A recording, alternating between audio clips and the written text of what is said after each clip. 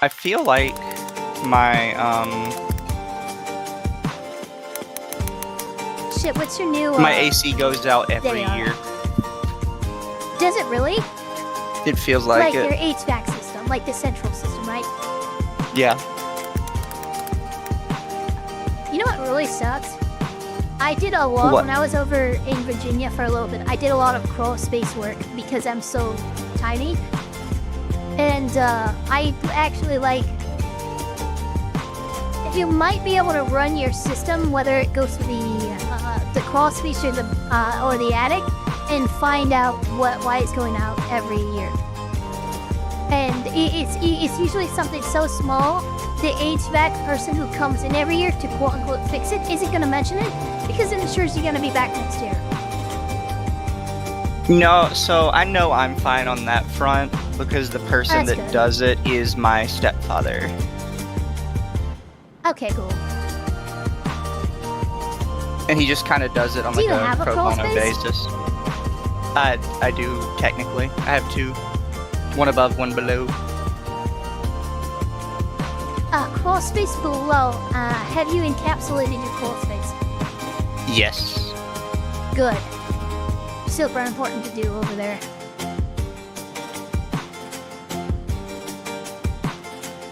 Where are you at in here? Yeah, got you. Alright, let's do a funny clip and then go to main.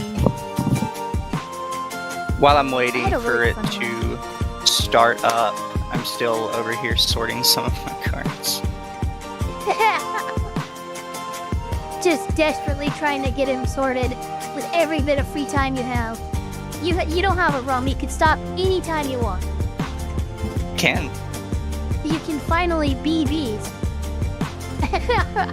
It's important to sort your stuff. And that is what I'm currently doing. How else are you gonna get your shit together if you don't sort it? Exactly.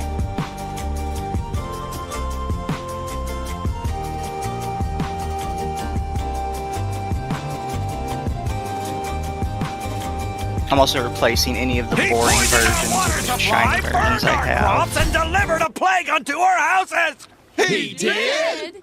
No! But are we just gonna wait around until he does? Like, I feel like she's my younger sister. I'm like, what did you do?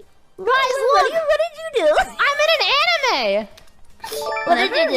Yeah, I'm probably gonna end early here because I'm also feeling a little bit sick at the moment. I'm so sorry. Been a little sick, oh no, she's literally talking about how she's sick. She's talking about how sick she is. Keep your mouth open. I'm almost done.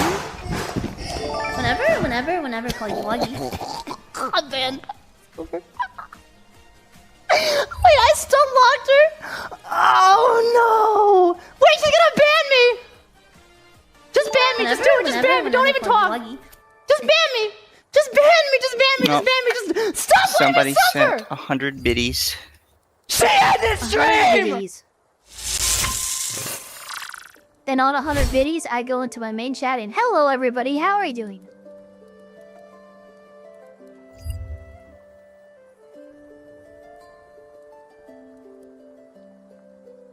Hot. I know, I'm so sorry. I am so sorry. Guys, what happened to me last week is happening to Mizu this week. Remember when I low-key crashed out during Lawtism because my fucking swamp cooler kept dying? Well, Mizu's AC has died. It's I don't know how hot it is over there right now, but it's too close to 80 degrees. If not, it's actually 80 degrees, and their PC is not happy about that either. It actually is 80 degrees in the house. I knew it.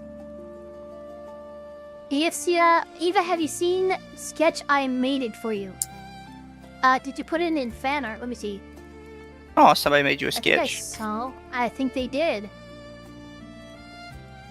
Oh, where'd you put it? I don't know where it is if you put it somewhere. Also, hello to everybody. Nigoman Hatter Fox, Akakun, Sultan, Sultan Al Fahim, Festival, all the usual people. How's it going? Yeah, Elfsia, unless you DM me or on Twitter. Okay. Okay, hold on. Let's see.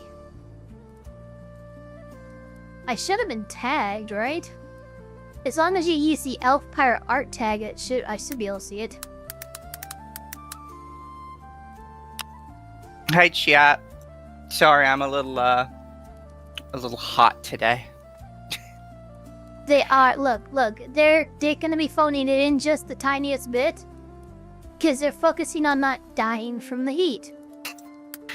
Although I did remember that I have a window unit, so it's not as bad as it could be.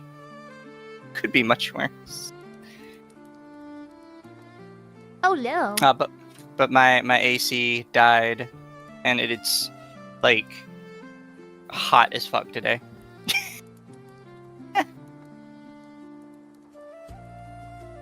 So, man, I don't know how to say your name, but I believe I found you on Twitter. However, I do not see... Is it art? Oh, there it is. I found it. Oh, that's super cute. Hold on, I'm gonna send it to you. Oh, that's super cute. I very much like it. Hold on. They did me as that one Vocaloid that I kind of look like. Teto? Here. Yeah, here. Let me Hatsune Mizu upload file. There it is. And then I'll show everyone. Muted? No, I'm not muted, chat. It's broken. It's just broken. It's always broken. Oh my broken. gosh, it's a huge resolution. Thank you. Okay, let me... But chat, I'm just hot today. My house is... They're extremely... It's not not even attractive hot. I mean, they are attractive hot, but it's also just physically odd. Yeah. But thank you so much for the fan art. And as a also side note, thank you for the 100 biddies, Nerdy Texan Accountant. I appreciate it. Nice. So how are those biddies working for you? What do you mean? Like, are they coming in good? Is it like, I mean, has it been an improvement on your chat since it's been introduced? Because not everyone has it. I don't have biddies or anything. Oh, you mean Jules? No, I got biddies Jules, on yeah. Twitch. Oh, you're on Twitch? Ew! No, I'm kidding. I'm on Twitch, Twitter, and YouTube. Oh my gosh, the multi-streaming king over here. I don't know how well it goes on Twitter, but I like to do it over there, so. Yeah, no, I'll usually get a couple access of people commenting. You already have 20 viewers. And increasing on there, so. Yep. Sorry, chat, I'm putting my cards away. I have to find time to sort them when I can. Because I've been slacking on look, it's gonna be like 8 months, and Mizu's, you're gonna hear a story about a puddle being admitted into rehab for cardboard crack. It's overcast and stormy here. God, I wish it was raining here. Oh God. that would actually relieve you a little bit. Oh, it'd be so nice. It's already like so muggy here. I could feel it. Oh, does that mean I'm you just might gonna sit get in a some cold rain shower.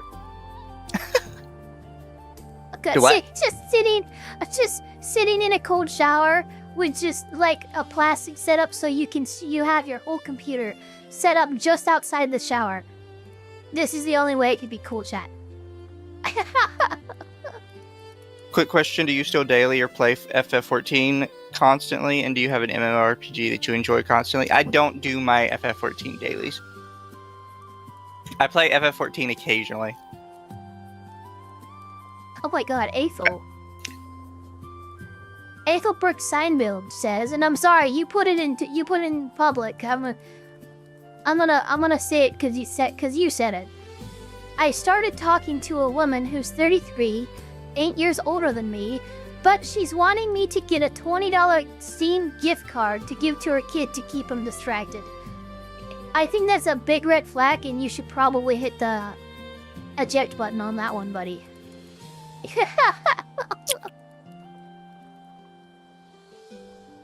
Yeah, imagine dating a woman with a gamer son. I know, right? Well, it's not even a gamer's son. It's like, look, you start talking to a girl and instantly she's like, can you get me a $20 Steam gift card for my kid? I mean, we're at a Wendy's right now, but okay, sure. Also, yes, Satoru, you got fucking hacked on Discord. Fucking Satoru, lame. you dummy. Like, I'm sorry, I'm gonna call you a dummy, but like, come on, you don't click sus links, especially on Discord. Come on, buddy. You made me. I was asleep. I didn't click any bad links. Come on, just man. got brute forced. I'm not sure I believe that. What? You just got brute forced? No, it means your password's been leaked somewhere. Do you use the same password for multiple websites? Because that's something you shouldn't do. Death the Goat, thank you. I do know that when you told me that if you asked how I was related to Tito, it was meant as a compliment. I know. I was asleep. I woke up to it. I think your password's been linked. Or something. Or maybe, like, cause, I mean, look, it's so difficult to brute force somebody. One, like, if you're being targeted by brute force techniques to try and get your password, you've pissed somebody off to an 11th degree because targeted brute force attempts almost never work. What likely happened is some fucking company that has your common password got a data breach, got that data leaked. That stuff was sold on the dark web, and that's how this individual managed to get into your account. If you use the same password for multiple things. So I am sorry, but it's not likely that you were brute forced, more like, you know, a company fucked up on your behalf.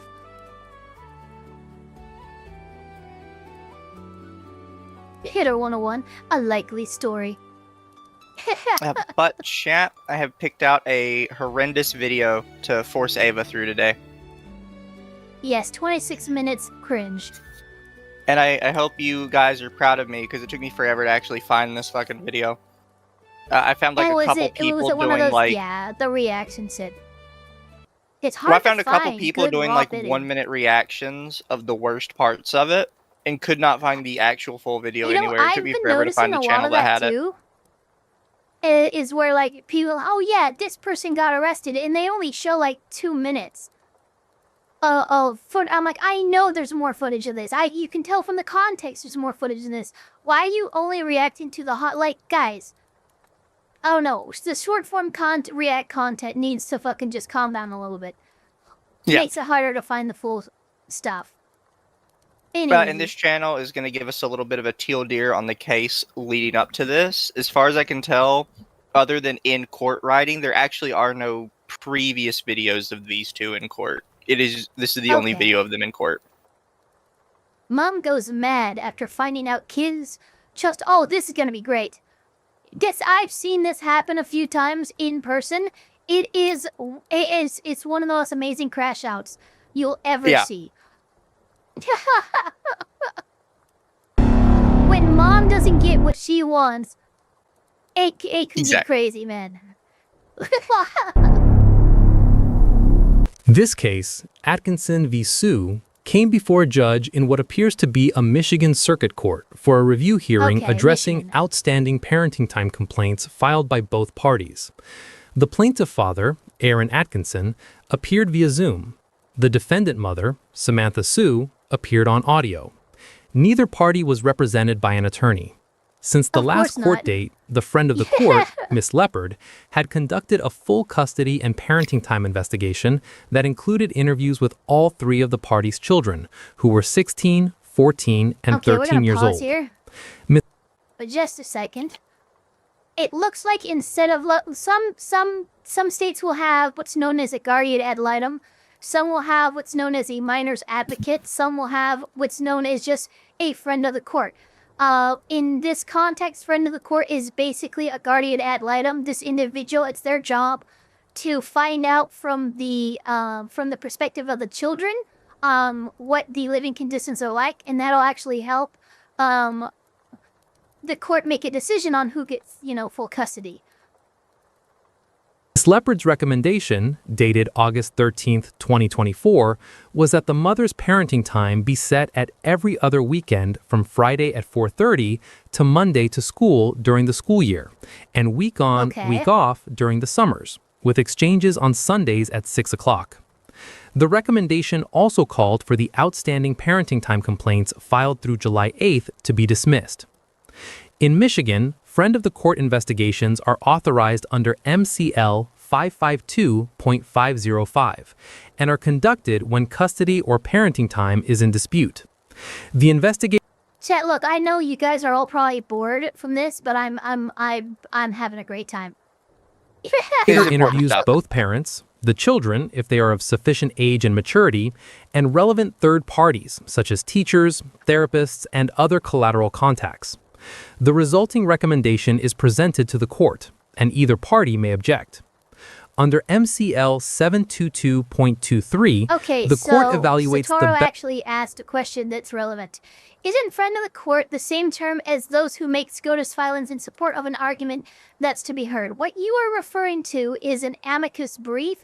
It's not restricted to just SCOTUS. Anyone who considers themselves a friend of the court, usually outside attorneys or people who don't have direct standing in the case, will file what's known as an amicus brief and a friend of the court brief to tell them that, hey, I know I don't have standing, but these are just some of my thoughts, and as someone who frequently deals with this court and talks with this court, I would like you to consider my opinion, even though I don't have standing. So this Michigan friend of the court, this is actually somebody who's conducting an investigation on behalf of the interests of the minor children, whereas an amicus brief is just another term for friends of the court briefing or filing. Best interest of the child using 12 statutory factors, and when children are of the ages present in this case. Also, really quick, thank you, Death the Goat, for the membership. Baracho Gato, thank you. Where were you when Mizu was late and not straight? I was in chat holding the line. I was just a little late. I blame the heat.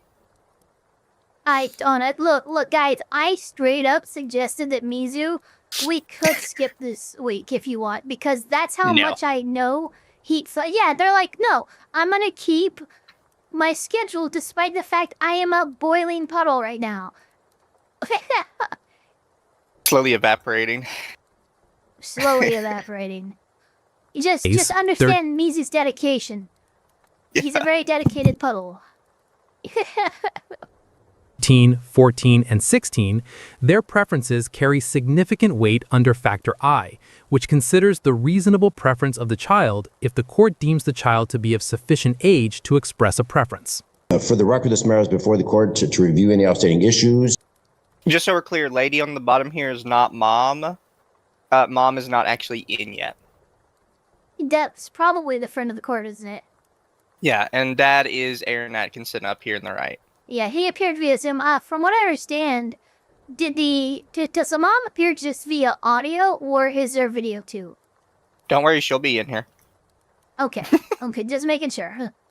Because I would hate it if we only heard her, you know? I want to see her crash out. Monthly parenting time complaints. This hearing is being conducted via Zoom. Aaron Atkinson, the plaintiff, is present. Is Samantha Sewell present on audio? Yes, Your Honor. All right, good morning to both of you. On audio? Yes, Your Honor. All right, good morning to both of you. Morning. Since we're last in court, Ms. Pratt has conducted a custody parenting time investigation, which included an interview of all three of your children. Ms. Pratt has made a recommendation. Have both of you received a copy of Ms. Pratt's recommendation? Yes, Your Honor.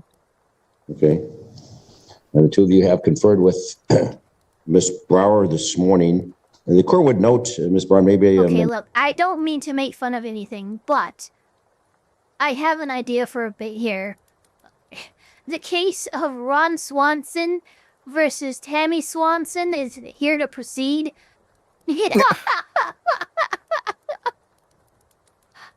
Only people who watch Parks and Recs will know that. Also, Artemis says pee on your local puddle, chat like it's a jellyfish for $2. You paid $2 just to say that.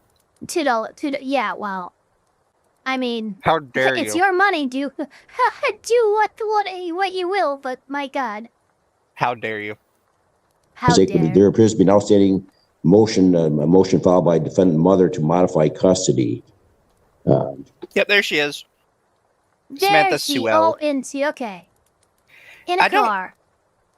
I don't know why, like, because everyone says appeared by audio, which I guess is something she had to like file specifically, but then she just turns on the camera anyways. Yeah, it's a little weird. But nobody, as far as I know, nobody comments on it.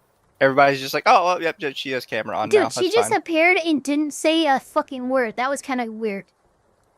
Usually if can you hear me, or yes, I'm Samantha, or you want to respond? I Yeah. don't know if that needs to be addressed in this recommendation, but in any event, the recommendation, Mr. X, and there's Ms. Sewell, good morning. The recommendation is that the front of the court recommendation, Mr. Pratt, dated August 13th, 2024, be adopted. Specifically, mother's parenting time shall be every other weekend, Friday at 4:30. Wait, keep going. I'll be right Monday, back. 2 seconds. To school during the school year during the summers, week on, week off, with the exchange at Sundays at 6 o'clock. The mother's parenting time with lunch shall be reasonable and liberal. The outstanding parenting time complaints filed with the front of the court through July 8th be dismissed.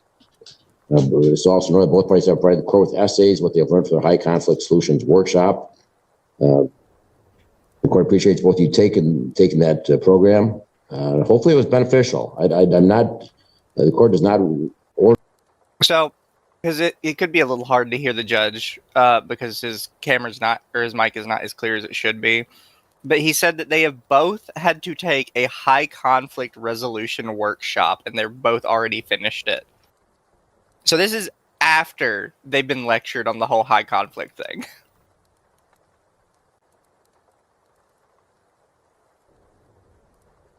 Is Ava good? We'll wait.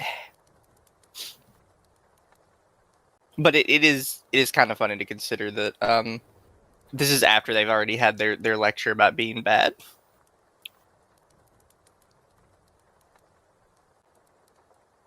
Didn't even say sorry for being late. I'm never late. I arrive just when I need to.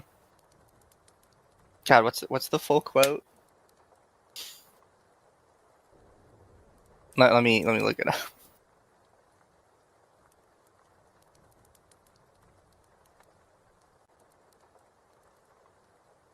You are never late, nor are you early. You arrive precisely when you mean to.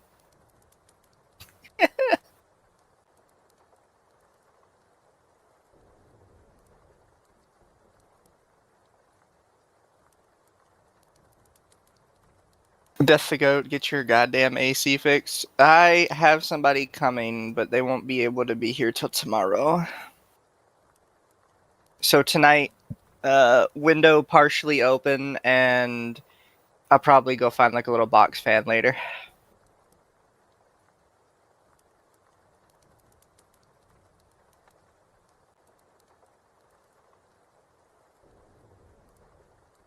Even my drink isn't cold anymore. Welcome back. I was just telling the people, the judge just said that both of them have already gone through the high conflict resolution courses.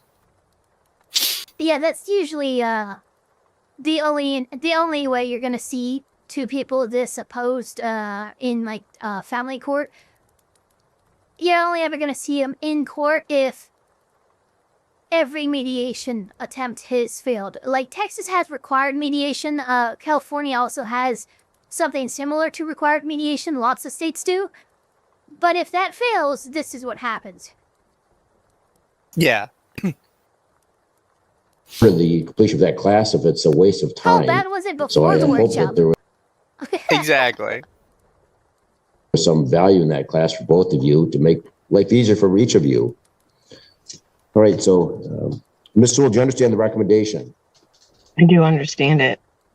I understand what's wrote. I don't understand how we got here. We're already starting with that. Okay. Yeah, okay. I understand what's on the paper. I don't understand why it's on the paper. Oh, Jesus Christ. We're already doing this? It's early. I just opened my monster. Come on. We are 1 minute into the case. Not even 1 minute. Okay, so you disagree with the recommendation? Absolutely. How we got there is we have an independent, experienced front of the court facilitator.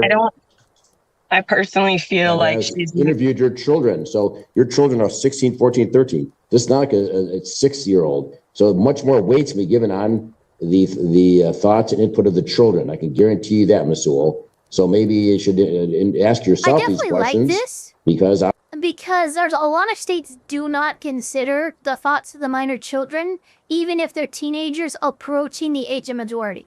They don't really care. So I like Michigan that's like, no, specifically, if they are a teenager, they're approaching the age of 18, they have a they should absolutely have weight applied to what they want, because they are little people at that point. Yeah. You know, so also, it's, kudos to Michigan for giving them a choice. It also tells you a lot about the cases that have happened before this one, before we actually see it, with how the judge is already kind of lecturing her. Oh, yeah, no, they're already going into admonishment, and it's probably because this judge knows the kind of person and the kind of argumentative tactics that Samantha's going to imply. It's like, no, we've done this. This is the reason it was done. We interviewed your children, and we're going to actually take what they say seriously, because they're people too. Yeah, no, the judge is trying to get ahead of the bullshit. That's another thing, the way he immediately brings up the children, and he's like, I can assure you, we take what your children say into account very seriously. It's like, okay, so the children said some wild shit about Mom. Yeah, no, they had, no, absolutely. There's a reason the judge led with the children and their wants. Yeah. Looks like you need another monster. Well, I just opened mine, so we'll see. Obviously, this is what the children want. The children would always choose ice cream over broccoli, and that's what's happening right here. I serve my children broccoli. Sorry. Wow. What a way to immediately infantilize your children. This is not. I mean, this. Oh, hold on.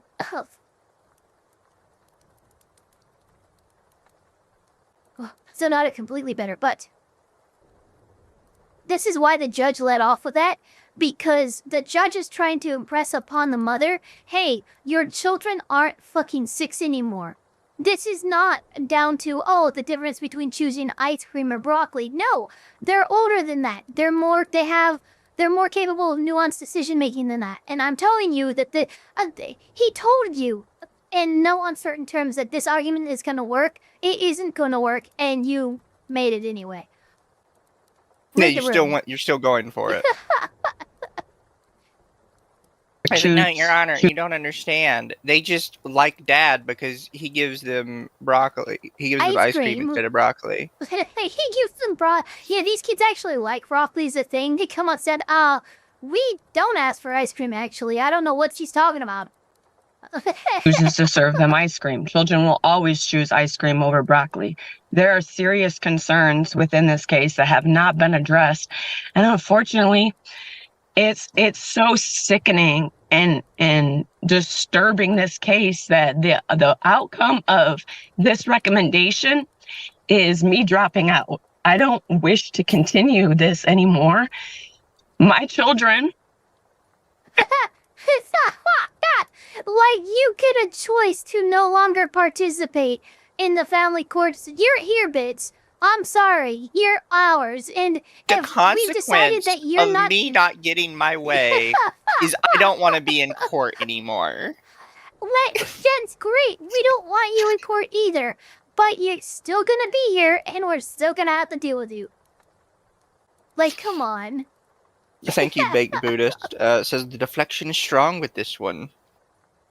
Yeah, no, it was immediately. And here's the thing: the sickening things happening. Stop it. Stop it. This is really a civil matter. It's not criminal yet, and I swear to God, I would love it for, like, I know it's unrealistic. I know it's unrealistic, but man or woman, the dad or the mom comes out with a unsubstantiated allegation of impropriety in terms of, like, SA and stuff like that. If you make that accusation, you have no proof, instant jail. Instant jail, and you're charged with something as severe as what they would have been charged with. Oh, that's a felony? Good. This is a felony, too. Also, to let people know, Dad at the start saying, yes, I'm here, is literally all we're going to hear from him the entire case. He's not going to say a fucking word. So he might not have a lawyer, but he obviously has watched something that let him know, hey, just let her dig her own hole. It's fine. Watch the show. Thank you, Nerdy Text and Accountant, to help the puddle from evaporating in the summer heat. I know how it feels to be without AC in the summer. Thank you. Wolfsbane, instant waterworks is cringe. The best part is she can't even cry. Like, she's just making crying sounds. She's making the sounds for crying without actually crying. And then Baracho says, this is a shower thoughts defense that she thought was fire. Oh yeah, that's the issue with a lot of proceedings. I've been failing educationally for years, and he's the one in charge of getting them to school, taking them to school. He's been charged with truancy charges. My son has dropped out of school. My children are depressed, suicidal, on medication, and all absence of their mother. But yes, continue the same path for them. Everybody agreed that something different needed to be done, and choosing the same sickening and despair life for them is enough for me to decide that continue on and do that. My son is now dropped out of school. There's no changing that. My daughter had a 1.3 grade average last year. I have went to court every single year fighting to know knowledge about my kids.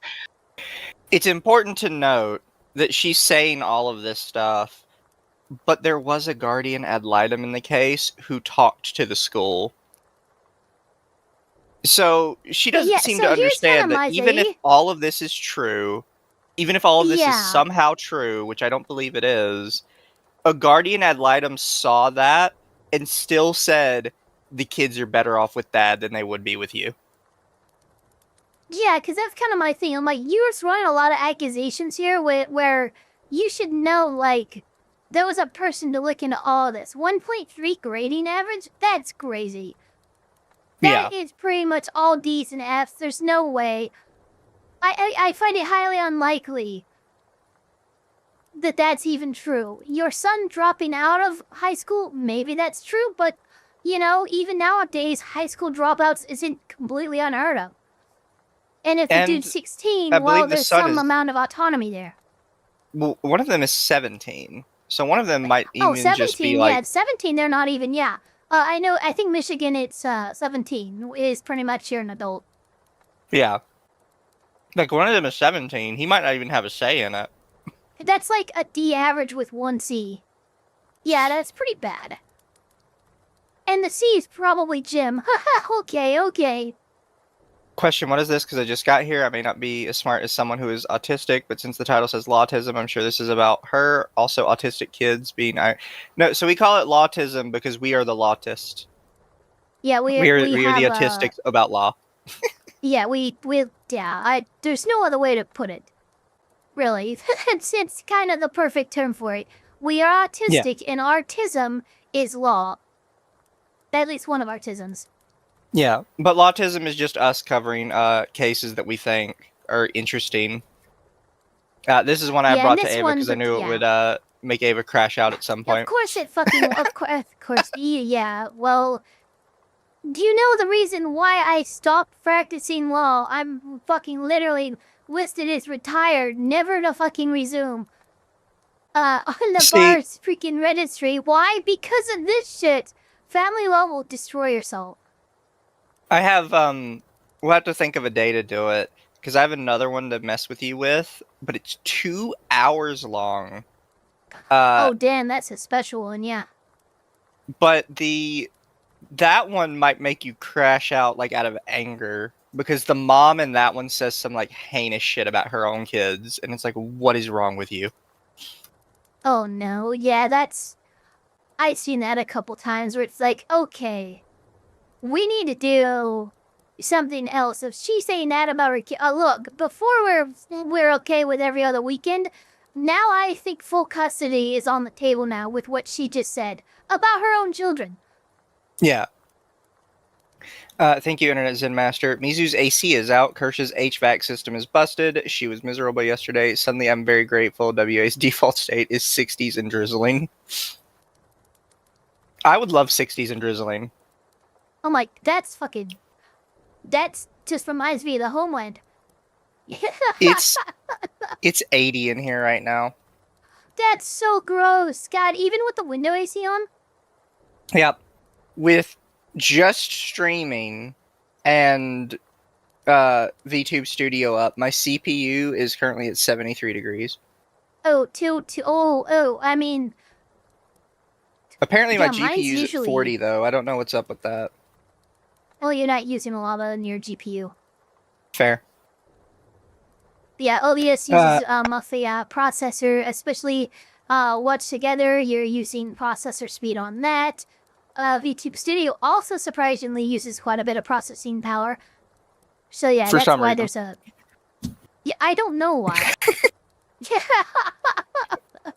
And thank you, Artemis. We are the night. We are the shadows. We are the law. We are the tism. We are the bat Lawtists.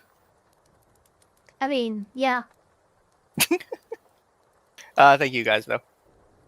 Fighting to be present for my kids. Fighting for my kids to attend birthday parties. Fighting for my kids to attend funerals. I've had to go to court to know my kids' education, to know their therapist. I've had to go to court to have you tell him that he had to keep them in school so he wouldn't take them out for acting classes. I've had to go to court for all these things and nothing has been done. So now my children, 13, 15, and 16 years old, are on medication, failing classes, depressed, suicidal, sexual activity, talking to men online, absolute disgust. She's just throwing shit on the wall, my god. Sexual activity. What Talking to men online. It's not even like, that's not even how someone would say those words. You just said the words sexual activity. Yeah. Not that they were doing it, that they were not doing it. You just said sexual activity. What does that mean? Exactly. That's all, and he won't do anything about it. I'm not allowed to be present. I'm pushed out of the way. So of course the kids want to choose whether they're not parented, not governed, and he's feeding them ice cream over broccoli. Absolutely, 100%. I agree with them. However, I don't choose to be a part of it anymore. I choose to not have the police called on me when I take away my son's Xbox. I choose to not have CPS called on me when I'm trying to get help for my daughter's suicide problems. I choose to not have false police reports called on me about stalking my ex. I'm choosing, if you guys don't choose better for my kids, I'm choosing to step aside. Flat out. I have 2 other children to... So, I don't think she realizes that she seems to think like this is something that makes her look so good because like, I'm so put upon. But the thing is, any parent that says if it gets too hard, I'm going to abandon my children, just flat doesn't look good. Yeah, she's literally like, I'm just gonna abandon my children. Yeah, she's like, it's just too hard, so I'm just gonna ditch them. Also saying there's apparently 2 other children she has. Yeah. That, like, dear God, can we look into them? Like, I'm concerned for every person under 18 that is in your view line. Like, holy crap. She's from another fucking language? I don't know. Yeah, she just mentioned she has 2 other kids. Like, here, guys. I'll go back in just a few seconds. We're gonna hear her mention 2 other kids. Watch. Flat out, I have 2 other children to parent and raise and worry about. See, so, like, she's literally like, okay, since you guys aren't giving me what I want to abandon my 3 kids to focus better on my 2 other kids and abusing them. And allegedly abusing them. Sorry. Alleged. Alleged. There's also just with like, I had it in my head. I think it poofed on me. Oh I had it for a second come there. back. I'm trying to reach out and grab it. No, she's saying like Well, all it's of this crazy. stuff, right? Like I'm tired of like CPS being called on me for like this with my kids. I'm tired of police wellness checks on me because of this with my kids. But if you remember what she said earlier in the case, she said that her kids were having all of these problems and they had had 0 time with her. Yeah. So how are you getting CPS called on you when your kids are with you if your kids haven't been with you at all the entire time? The fact of the matter is you have... It looks like to me it's probably a 25-75, maybe 80-20 split in terms of custody. You get every other weekend during school days and then every other... Like, it's not favorable to you. But what little time you have with your kids, there are all these problems. There's all these calls to the police and CPS and all this other shit. I'm sorry to say, but in my eyes, it looks like if we remove the one variable that all this is happening with what limited custody time you have, I think we're going to solve a lot of these problems. She doesn't seem to understand that her argument is actually, more in favor of Mr. Atkinson than her. Exactly. I love the dead That's how facial I feel. expression. No, yeah, no, he's literally Ron Swanson in it. I love it. I feel. Fine, and thank you, Internet Zen Master. Dash should get the other kids if she act like this. No, the other kids are probably from like another father. Yeah, it's probably from another. Oh, I mean, I just feel bad for every child who is remotely related to this woman. Yeah, and then thank you, Baked Buddhist. How to say you're an overwhelmed, emotional, unstable mom without using those exact words. I mean, yeah. Ms. Sue then raised what she described as the most disturbing aspect of the case, allegations that her 13-year-old daughter was exhibiting sexual behaviors, communicating with older men online, and posting inappropriate content, while a male roommate was living in Mr. Atkinson's basement. She stated that when she brought these concerns to the court, the referee raised concerns about potential inappropriate contact between siblings, but that Mr. Atkinson then told the children that their mother was accusing them of having an incestuous relationship, which she alleged turned the children against her. She described the pattern in which she raised legitimate safety concerns, the father weaponized those concerns by sharing them directly with the children, and the children then viewed their mother as the source of conflict rather than the person trying to protect them. This dynamic, if accurately described, constitutes a textbook example of reactive abuse and parental alienation operating simultaneously. Under MCL 722.23 sub J, the court must consider the willingness and ability of each parent to facilitate and encourage a close and continuing parent-child relationship between the child and the other parent. A parent who systematically shares court filings, allegations, and adult concerns with the children, turning the children into participants in the litigation rather than shielding them from it, is...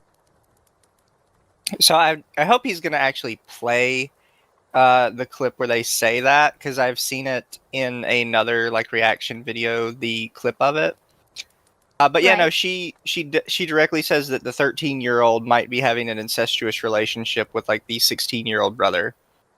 And it's like, what? Yeah. And again, she's not weird. with the kids. Yeah, this one's weird because it's like... I understand this court rule, but at the same time, I'm sorry, I want to inform hey, your mom's accusing you guys of having sex. That's what's happening. But according to these Michigan court rules, is saying that no, you can't do that. And it's like, well, but look, this isn't good stuff, but everyone has a constitutional right to face their accuser and to know if they're being accused or not. Shielding them from this knowledge isn't helping anyone. Especially when one of them is almost an adult. Yeah, like, these are serious, like, seriously, no, I'm sorry. You need to know what your mom is accusing you of and why you're going through all this. Otherwise, you guys are in the dark, lost, confused, anxious, and all that shit. I don't agree with this rule. Is engaging in conduct that directly... Really quick before we continue. Baracho, thank you. You just don't get it. It takes a lot of effort to abuse and neglect children. Tragic backstories don't grow on trees. Yeah. And then Artemis says this is now the anime Yasuga no Sora. Yeah, it's actually just Game of Thrones. Directly undermines the other parent's relationship with the children. However, proving this pattern requires detailed documentation, and when the accused parent controls the children's daily environment, therapeutic relationships, and access to information, the burden on the excluded parent becomes extraordinarily difficult to meet without legal representation. Yes, man. Hold on. There's another one thing. I started this. I started all these parenting time complaints, and up until this point, she got Who would have so guessed upset. you started She it? switched accents. Did you hear that? She went she went full on Florida Panhandler.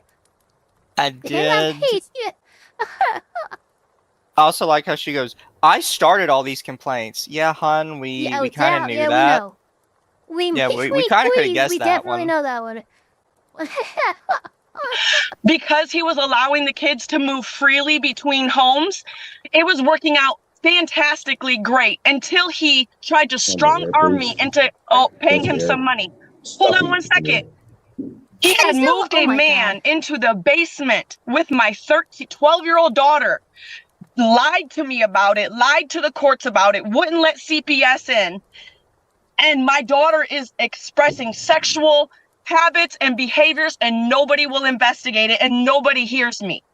Would you be comfortable with your daughter expressing sexual pornography and doing things online, knowing that there is a man living down in the basement and she's telling people that she's dating a 40-year-old man? Would you feel what? Do you have evidence of any of this? She Because absolutely does not. Look, this honestly sounds, this is something that a lot of mothers with BPD, usually younger mothers, end up falling into with their daughters, especially as the daughters enter the teenage years. I'm not even joking. They get zealous and weird and fucking, oh, it's what I would have done at that age, so you must be doing it. This is not helping your case at all. This is showing all the markers of, can we get a court-evaluated mental exam maybe? Because, this woman's fucking nutter butter. It's a Reddit mod. Data code. Yeah, this is borderline personality. Yeah, no, it's hidden so many markers of that. Obviously, I'm not a psychologist. I cannot, use the DSM-5 to diagnose, but I'm seeing at least 3-4 BPD traits here, like big ones. It's pretty bad. Would you feel comfortable with that? What's up, This is who I'm leaving my children with. First of all, Ms. Sewell, have you reviewed I think Mr. Absolutely fucking made this pause. Well, first of all, before we do any of that, have you read why we're here? Yeah. Oh, man. I gotta look, that judge has some serious decorum because I probably would have reacted much more poorly to being interrupted, fucking all these out. Like, I've seen judges pretty much shut this down hardcore. He kind of just listened and then just moved on, and that was honestly perfect. Yeah.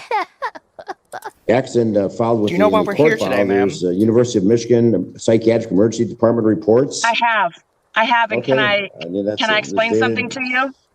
Stated No. June 6th, whether your daughter was taken to the hospital. She claims that there's ongoing, this is her words. Yes, ongoing can I emotional explain abuse something to by her you? mother. Yes, can I explain something to you? Oh man. Sorry, I paused myself so I could glow a little bit because, like, it's pretty bad. It's not even that she's interrupting, it's that tone. That tone she is using is really grating against my ears. My condolences to anyone who has that type of mother like this woman. Thank you so much for the PLN 25. I'm not sure what PLN is, but thank you very much. And could you please give me could someone give me a phonetic spell? It's Elfsia? Yeah, I think that's Elfsia. I really want to be able to pronounce that name right, and I don't know if I am. And thank you, Big Buddhist, for the fire. Holy crap, they're just coming in now. My mom did that to me. She was wild in her younger years and forced me to be a tomboy as a cope. Yeah, no, that's extremely... I can't tell you how many times where it was like, oh no, there's a daughter involved, the mom's a little bit crazy, and daughter happens to be, you know, 12 to 15 years old is usually when it's like the worst, and usually when it's the most splitting. There's been many cases where I've had to be like, look, I'm sorry, Judge, we cannot do, there's something, it depends on the state that you're in, but there's something called reintroduction that some states will try where it's like, okay, you have a minor child and a parent that are more or less estranged for all intents and purposes. Minor child's trying to run away, trying not to, you know, skipping custody and stuff like that. It ends up being a problem. And so what ends up happening, especially like in areas like California, that I really don't like, is they try something called reintroduction, where they basically treat the kid and the mom like an animal and reintroduce them like slowly through different therapy things. So hopefully they can get along. It's like, no, at that point, if the relationship is that broken, you need to move the kid out away from the mom, because the mom's going to do far more damage, and you forcing the kid to stay with the mom is like exacerbating that greatly. So I'm just wondering, really quick, chat, Twitch is just emotes. So if somebody sends emotes on Twitch, it sends the actual name for the emote. It doesn't show the emote in chat. Because it's how the chats are connected. Yeah, the daughter starts to enter puberty and the mother gets jealous of that. It's sometimes so bad where it's like not even, like the girl's not even really entering puberty, really. She's just growing up normally. And like the mom's already fucking all over it, fucking freaking out about it. I've had cases where the mom literally gets puberty blockers to stop the daughter from entering puberty. Yeah. Yeah, it can get really bad. no, you don't need. Want to make sure you saw these. I did. So I obviously- did, absolutely. And it made me bawl. It's so sickening because here's the thing. Here's the thing. I can tell you're really tore up about it. Here's the thing. I was bawling. It was so horrible. Here's the thing. Let me go back just a bit, because I want you to actually watch this from start to finish really quick. Yeah, no, that was good. I wish I had the thing oh man, you know what? I'll get that installed at some point, but I want the thing where you can zoom in on videos, because I want to zoom in on her video, bring it all the way up, because holy guys, this reaction and the Academy Award goes to Also, here, let it play out really quick before we pause it for the next time, because trust me, this part cracked me up. Okay. It absolutely, and it made me bawl. It's so sickening because here's the thing. Here's the thing. Here's the thing, Your Honor. Mr. Atkinson, I was... Here's the thing. Here's the thing. Here's the thing, Your Honor. Here's the thing. Mr. Atkinson, what just happened? You can see that she's trying to come up with her argument on the spot. I just watched Dory from Finding Nemo in real life. Like, I swear to God, I just watched whatever happens in Dory's brain where she just forgets. We just watched it happen. Here's the thing. Here's the thing. Here's the thing, Your Honor. Mr. Atkinson, she's trying to... why? Where did She's trying to come up with an argument on the spot, and she has no idea like where to go with it. No, it is. Oh God. Explaining my concerns of what I was finding on her phone and explaining what I have known my son to do and explaining what we had just came across. The referee wanted to say that the kids were not allowed around each other and was concerned about incest relationships because what I was finding on Isabel's phone while she was in Mr. Atkinson's home. So I explained this to the court. The referee was like, whoa, something's going on. You know, the kids aren't allowed. So here's a kind of another major issue is the mom directly says the kid's name. Typically with these court cases with minors, the court themselves will focus on John Doe, Jane Doe, the minor child. Or they'll just do, first and last name initials. So it'd be like CJ, right? Or no, it'd actually be CA. You know, for Carl Atkinson, right? Or Isabel, you know, it'd be IA. You know, they will not, yeah, you just doxed your own daughter in the court on video and that, while accusing her of incest. While accusing her of incest. And because you are a horrendous mother. And I'm going to tell you right now, if you come out with these accusations in court, yes, the referee is absolutely going to be like, what the fuck, and have everybody separate while they figure out and actually investigate. That doesn't mean that they found anything. That just means that they're doing their job and reacting properly to the accusation. But it could land you in hotter waters if they find nothing, which, I'm sorry to say, it seems like they didn't find anything. Yeah. That's where she's missing this at. Is I made an accusation and they did an investigation. Okay, well, you're not saying they found anything. I made an investigation and they separated the children. Yeah, because you made an accusation. That's how that really works. Bad one, this too. Yeah, a really bad one that, yes, we're going to take seriously. But if we look into it and find nothing, fuck you for doing that, and the kids can see each other again, which obviously they can. So your argument here falls on its face before it even gets off the ground. Thank you, Internet Zen. Ava, I have to ask, the puberty blocker case, was the mom pushing her daughter to be a guy, or was it just to delay puberty? Because if the latter, what the fuck? It was just to delay puberty because they didn't want them dating guys and getting sexual and all the shit. Ew. It had nothing to do with... It had nothing... Now, I have seen cases like that where they... And oddly enough, I would say that these cases have actually existed since, like, the 60s. It's really fucking weird. But there are instances where the mom's like, you're a boy and I really wanted a girl. And I'm gonna do everything I can to make you a girl. I'm not joking.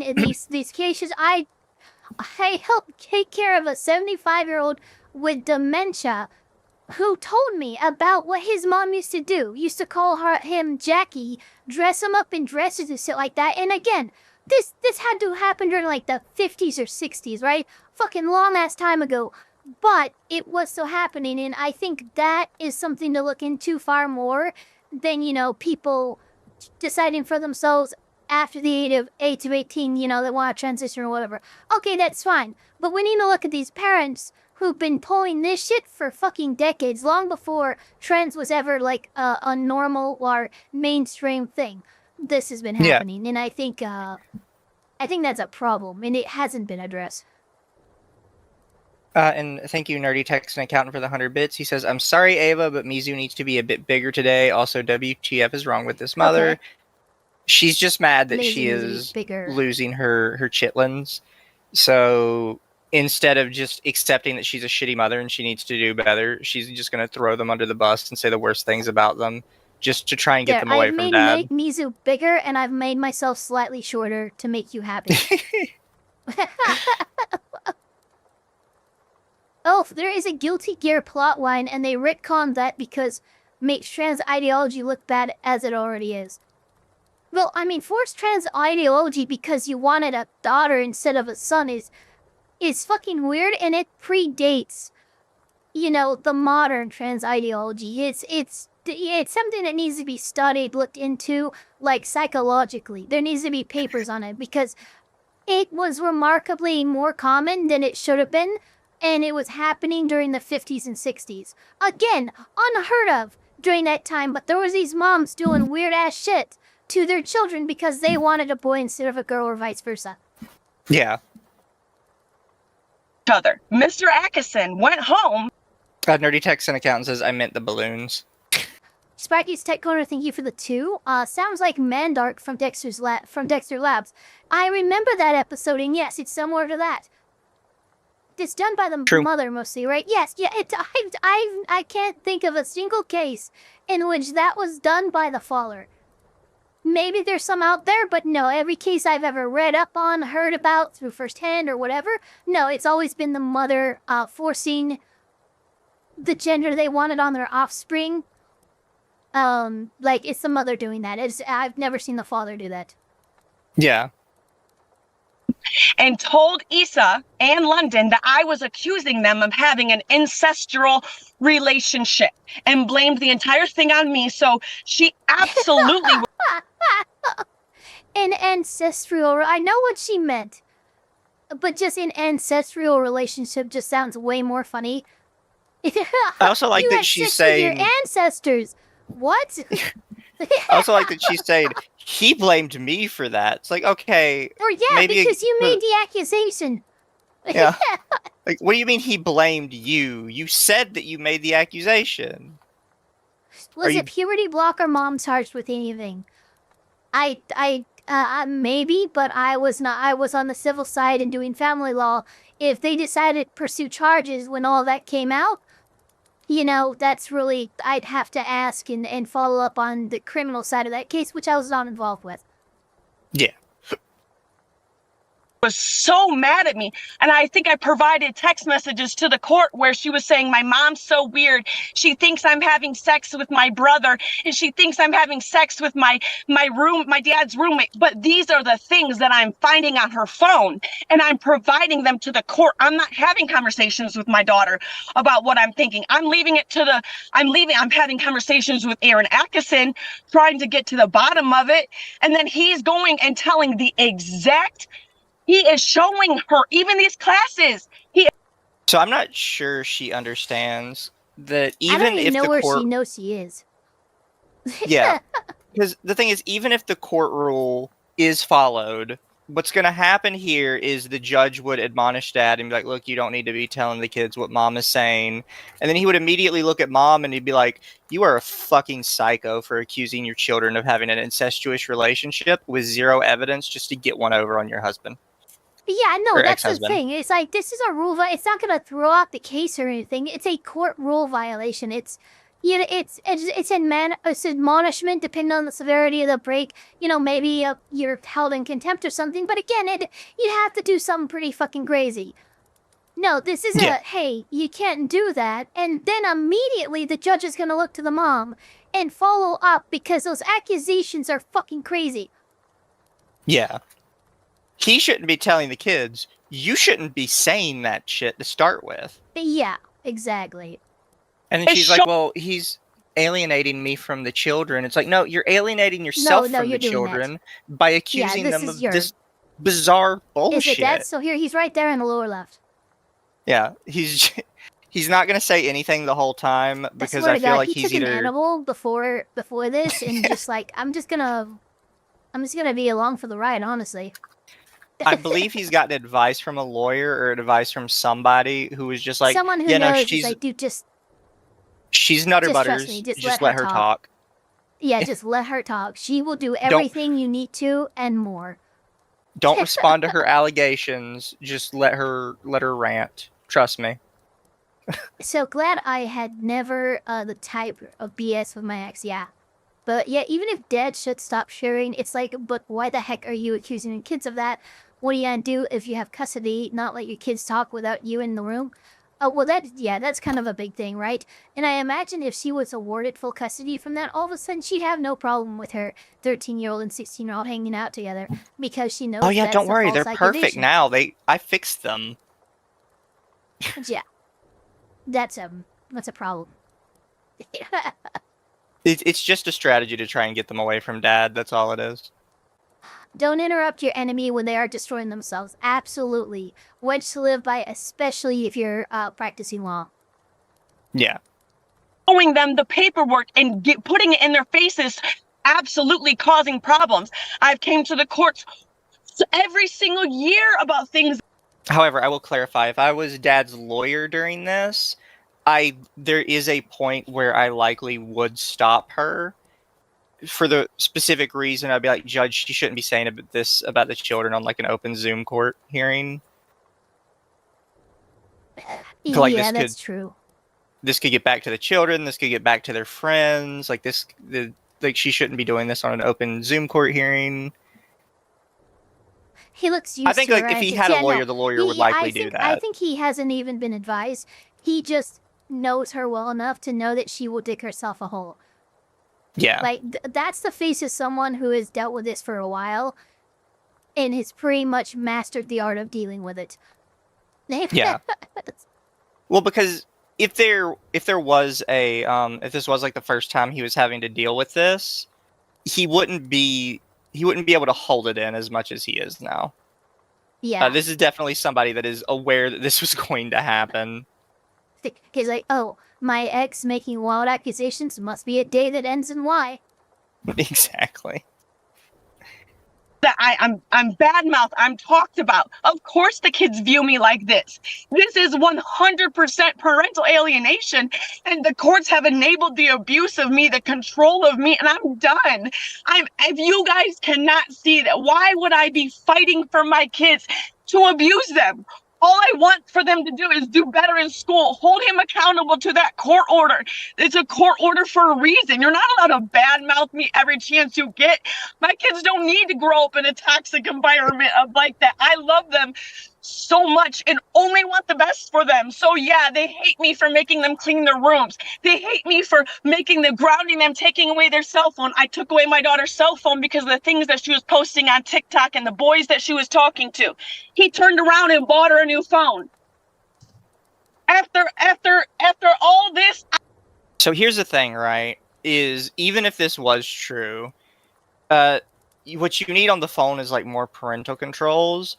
A lot of parents these days do not feel comfortable taking the phone away because they feel like the children need to be able to stay in contact with them. Because that's kind of the world we live in. Right? She probably doesn't have the authority as a parent to take her daughter's phone. Yeah. You have limited custody every other weekend and shit like that. You're taking the only method of communication, the main parent who has all the decision-making power, you're taking that line of communication away. Absolutely not. You are admitting to doing something you're probably not allowed to do. I guarantee it. And again, like I said, a lot of parents want their kids to still have the phone. They might get stricter with them. They might start doing checks on it. They might put stricter parental controls. Typically these days, parents won't take the phone away, though, because they feel like they need the line of communication. And you are actively trying to sever that line of communication. Take the phone away. Yeah, exactly. Exactly. Samantha's like, no, look, I'm here. She knows that you're not going to call her. You're not going to text her. But what you are going to do is when you're around her is you're not going to have that phone. Yeah. So the sudden innate need to be in touch with your kids can be perverted and used as a sword against the other parent. Exactly, yeah. There's no disciplining the kids. There's no wanting better for them. I am merely nothing more than a babysitter. So I choose to not do it. I can't. Technically, yes, you are nothing more than a babysitter right now because you have basically lost all custody. I know that's not what you want to hear, but that's kind of where you're at, and it's kind of your fault that you're there. Well, it's not kind of your fault. It's definitely your fault that you're there. Yeah. Thank you, Zen Master. Things I'm finding on her phone. I might be the bloody lich at this point, and everyone having smartphones came later, but teens are going to be teens. Yeah. Yeah. No, like, it's just kind of how it is.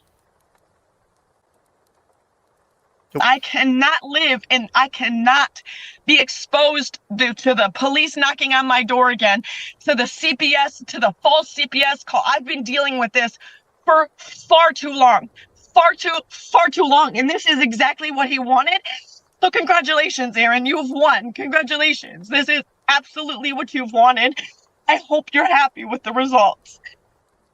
I've heard a couple lawyers say this before, but typically you don't want to say anything like that because that kind of tells the court that you're viewing this as sort of like a game between you and the spouse and not a genuine concern over, you know, what's happening with your children.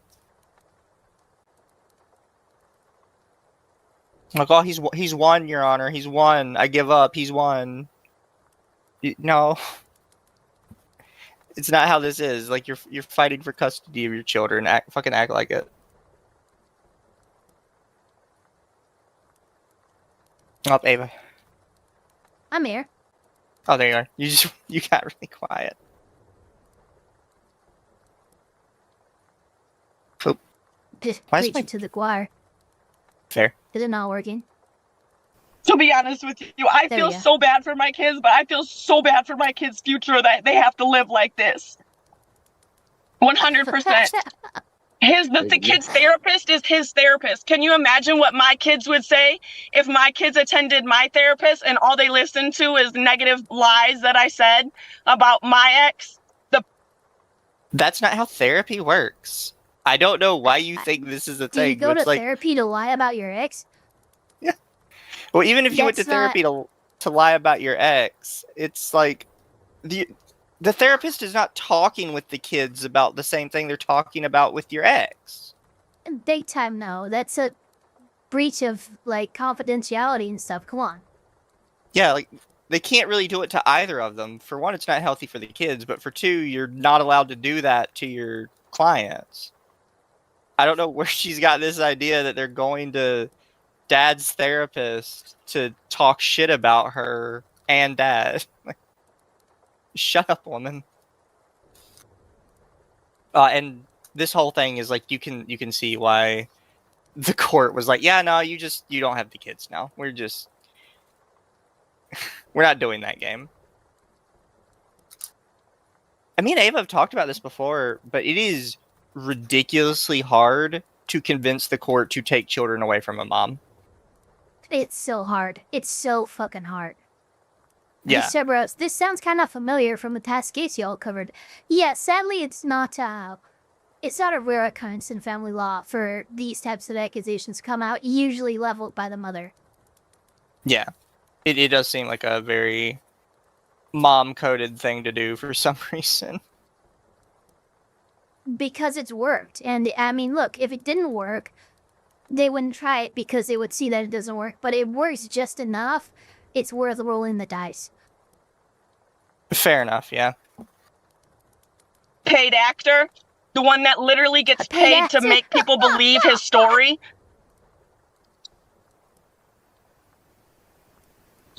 Miss Sewell, the children need their mother. So I hope you keep an open mind. They need their mother. This judge. This is the judge trying to throw you a bone despite the fact you're an absolute nutter butter, and you just immediately threw it back in his face before he could finish speaking. Not even that, but he's handling his responses so well, so measured. This is a veteran of the craft, and like it's kind of funny to watch him handle her like the 5-year-old that she is. Yeah. Mother, and one mother that's not being constantly controlled and abused and enabled by the court system to continue the abuse. I cannot handle it anymore. I have hit a peak. I've hit a moment. I've hit a moment. Sparky Stick, thank you for the 2. I'm so glad me and my wife are not like this. Yeah, no, like, use this, just evaluate your own relationships. As long as it doesn't look like this, you're probably doing pretty good. Yeah. I cannot. The summer goes so perfect and so well, and it's so harmonious. And when the kids were moving freely from home to home, it was so good. It was so happy in that time. It was so good. But money is a root of all evil, so I'm sorry I didn't have the money at the time. And what? All right, take a deep breath. Yeah, nobody knows. Miss Sewell, first of all, make sure you're listed. You should be involved in school activities, going to parent-teacher conferences. Make sure that you're listed as a contact at school. Absolutely, you're the parent. I have had to go to so court the- and the fight court's for going every to- single thing of that, and I do. I attend everything that I am aware of, that I can. I attend everything. He was talking to Atkinson, not you. Exactly. What the god? I do everything that I'm supposed to. I show up to therapy. I do everything that I'm supposed to do. Everything show up and to more. therapy. That's a I great adapted mindset. my life in 2020 as if he was standing right next to me. And you can ask any about that. I said, I will live my life as if Aaron Atkinson is standing next to me because that's how it feels. Every move I make, I have to make sure that he's okay with it, how he can... I'm sorry, just every move I make, every step I take, as she just starts singing the song. It'd be better than what she's doing now. I know. He'll be watching me. Oh, can't you see? No, like, what the fuck? And how he She's can use just it lost against it. me and use it against me in court. And that's how I have become this person that I am so proud of today. The fact that you are sitting here and saying my kids don't deserve to have their mother. Why is it okay for this man to have truancy charges? Why is it okay for him to not push school on the kids? Why is it okay for him to be living in a bed bug infested house? That's a new one. Bed bug infested. That's the first time I'm hearing of that. Yeah, I can only assume that they don't have any other cases for the rest of the day. So the judge is just like, fuck it. Nobody Let's see where this goes. No, he's just like, well, I'm kind of interested. Let's get a peek behind the curtain of insanity. Foreclosed on it. Everyone's okay with it. Why are you okay with it? Right, Ms. Sewell, the court fully understands your position. Keep in tabs if, in fact, the children are missing in school. Bring it to the court's attention. The court will make changes. You have all the paperwork right now. You have all the paperwork right now. I have. That's a joke. You telling me that? I brought all text messages, school paperwork. I have absolutely brought everything. The 37 absences. I brought that, Your Honor. Screen's waiting. Mr. Atkinson, do you understand the recommendation this morning? Yes, I do. Do you have any objection to the court adopting the recommendation? No, I do not. Okay, the court's going to add a couple things to this recommendation. If you could, please, Ms. Brower. Number one is that all three children shall be involved in counseling, and they shall not be your counselor or therapist, Mr. Atkinson. Not someone that you are seeing. Just understand, all three children shall be enrolled in counseling. They've all three got problems. So all three should be enrolled in counseling, and they should not be your therapist or counselor. And finally, if the children miss school because of illness, you need to take them to the doctor that day. No unexcused absences. So if you take them home. Schedules the appointment during Ms. school. Please do not interrupt. Mr. Atkinson, if these children are sick, they don't go to school, you need to take them to a doctor that day. Understood? Understood. And Ms. Sewell, please keep tabs on the records. If in fact they're missing school, the court's we'll bring them back into court, and the court wants answers as to why they're not in school. This is a joke. Right. I've been doing this for years, Your Honor. Every single year I provide the school record. Every single year. So you're telling me to do exactly what you told me last year, which was the thing that you exactly told me the year before, which is the exact thing that you told me the year before. You've told me this every single year. Every single year you've told me this. I've been bringing this to you every single year. Every single year, Your Honor. Oh, ma'am, this is the first time I've seen your case. Well, we've got 3 files here, and we've been a lot of activity, but bring them timely. Ms. Sewell, I do, Your Honor. It has 30 days to. You have 30 days to file the complaint. I do, Your Honor. I do. I file everything on time. I do bring it to you. I do. So you're telling me the exact same thing as you did a year ago. So what is it going to be? One more child is going to drop out? Are we going to wait till one more child gets to drop out? Ma'am, if the judge is telling you the same shit every single time you're in court, has it ever occurred to you that maybe you're not doing it correctly and you should ask somebody? What I love is... Your Honor, you tell me the same thing every single time. She's not capable of acquiring this information. This school record information. She only has her kids every other weekend during the school year. Weekend, not weekday. Okay? Yeah. She is not a parent that has access to that information. So my question is, how is she even getting this information? Yeah. That's a question. You know? Because And the schools thing don't fuck is- around. Again, Schools there's do a not guardian fuck ad around. litem. If Atkinson is listed as the only decision-making parent, which is obviously backed by the court, they're not going to give Samantha shit. She could call, she could make a stink. They're not going to give them anything because they take that kind of shit seriously. And again, like, there's a guardian ad litem in this case. If they genuinely were doing that, I'm pretty sure they would have said something by now. But yeah. Like, you can't... her only argument really has to be is basically everybody is corrupt. Pretty much. Yeah. Judge is corrupt, guardian ad litem's corrupt, the school is corrupt, everybody's corrupt and lying. She's cheating with the principal. That's where the other two kids are from.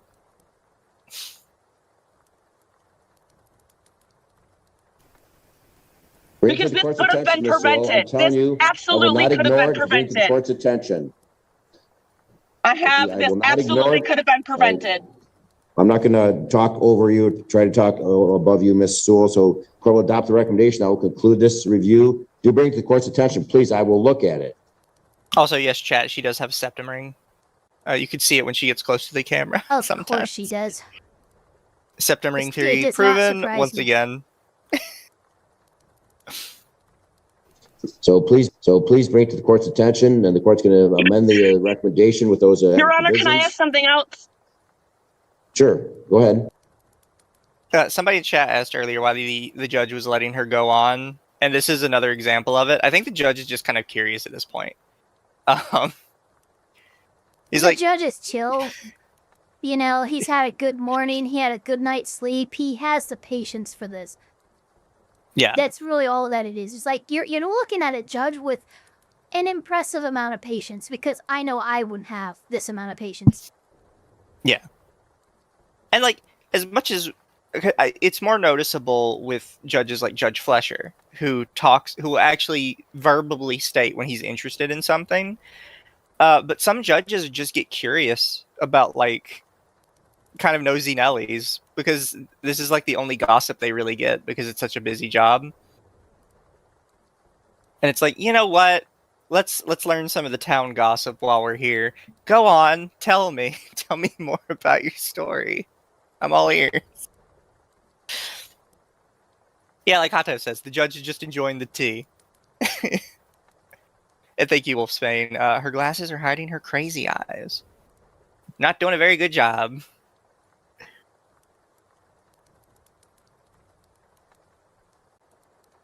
So we have a thing on our court order that we are not supposed to talk about each other on social media. However, I'm not being quiet about what's being done to me at court anymore. And since the court order has never... God damn it. You're gonna love this next part. No, I'm already. So the court has told me to do this. I'm not gonna do that, and here's why. Okay, well, you know, what are you? Do you want to spend time in a jail cell? Because that's where you're heading. You're heading directly for contempt. You cannot tell the court to its face you are planning on violating its orders. Yeah. Like, good luck with that. Followed before, and there are no consequences. So if I start speaking out about what's being done in the care that Mr. Atkinson, and I have already interviewed with the podcast company that wants to hear my story about what's been happening with Friend of the Court, CPS, and how I've... Oh no. So, you're not just stating intent that you're not full. You're actually confessing that you have never followed this court order. If you will have interviews and shit lined up with podcasts and stuff, please tell me. People have tried to find this podcast, by the way. But I doubt there was any podcast. Yeah, people think she was either lying or it's so small that nobody can find it because nobody's been able to locate it. Yeah. It was just so bad it was never aired. Like, nobody's been able to actually locate it yet. To that of all things, I would have proof that I'm complying, certified receipts, triplicate copies, personal witnesses, notarization. Yeah, but you're a reasonable person. Samantha's fucking cuckoo for Cocoa Puffs. been treated and the injustice and the fact that you're still allowing this behavior and you're giving custody to him. Am I allowed to speak about it, or are you putting a no speak order on me? Am I allowed to tell my story, or is this allowed to be aired? If you're not sure about following court orders, then you should consult an attorney, because yes, you violate court orders, people can be held in contempt. With that, okay, but why is he allowed to be held? Why is he allowed to disobey the court order, but he is not allowed to be held? He never gets held in contempt. So why is it that I only am allowed to be held in contempt, but he does not have to be held in contempt? You just dismissed about 20. Both parties are subject to the contempt powers of this court and violate court orders. With that, but you're not, because you just dismissed all my court orders that he violated. So are you going to choose to violate me and not him once again? I'm just saying, I want to speak out. I want this podcast to be aired. I very much want my voice to be heard. I think that other people can benefit from hearing my story about the injustice that's been being caused to me. I want to speak out about my story, and I want to make sure that I'm not being contempt of court again, because I'm the only one that gets held in contempt of court. So I'm asking you to lift that ban on me being able to speak and me being able to speak about my story. Your request. This face she makes when she finishes saying that kills me. Yeah. That, like I what is that face? Thank you, Bandog, for being a thing for 9 months. Is there any way for her to get negative custody? Thank you, Internet Zen. Podcast company. Lady should have tried Candace Owens. The woman sounds like that type of crazy. And yes, lip filler. She's definitely had lip work. Is related to the DoorDash girl. I mean, with that face, that's kind of what I'm thinking. Is denied. Okay, I will take my chances. Okay, that will conclude this hearing. I will take with dude. Just hold her in contempt of this fight. What do you mean? I will take my chances. Get the fuck out! Get out! Get out of my courtroom! Get into a jail cell! A fucking max sentence.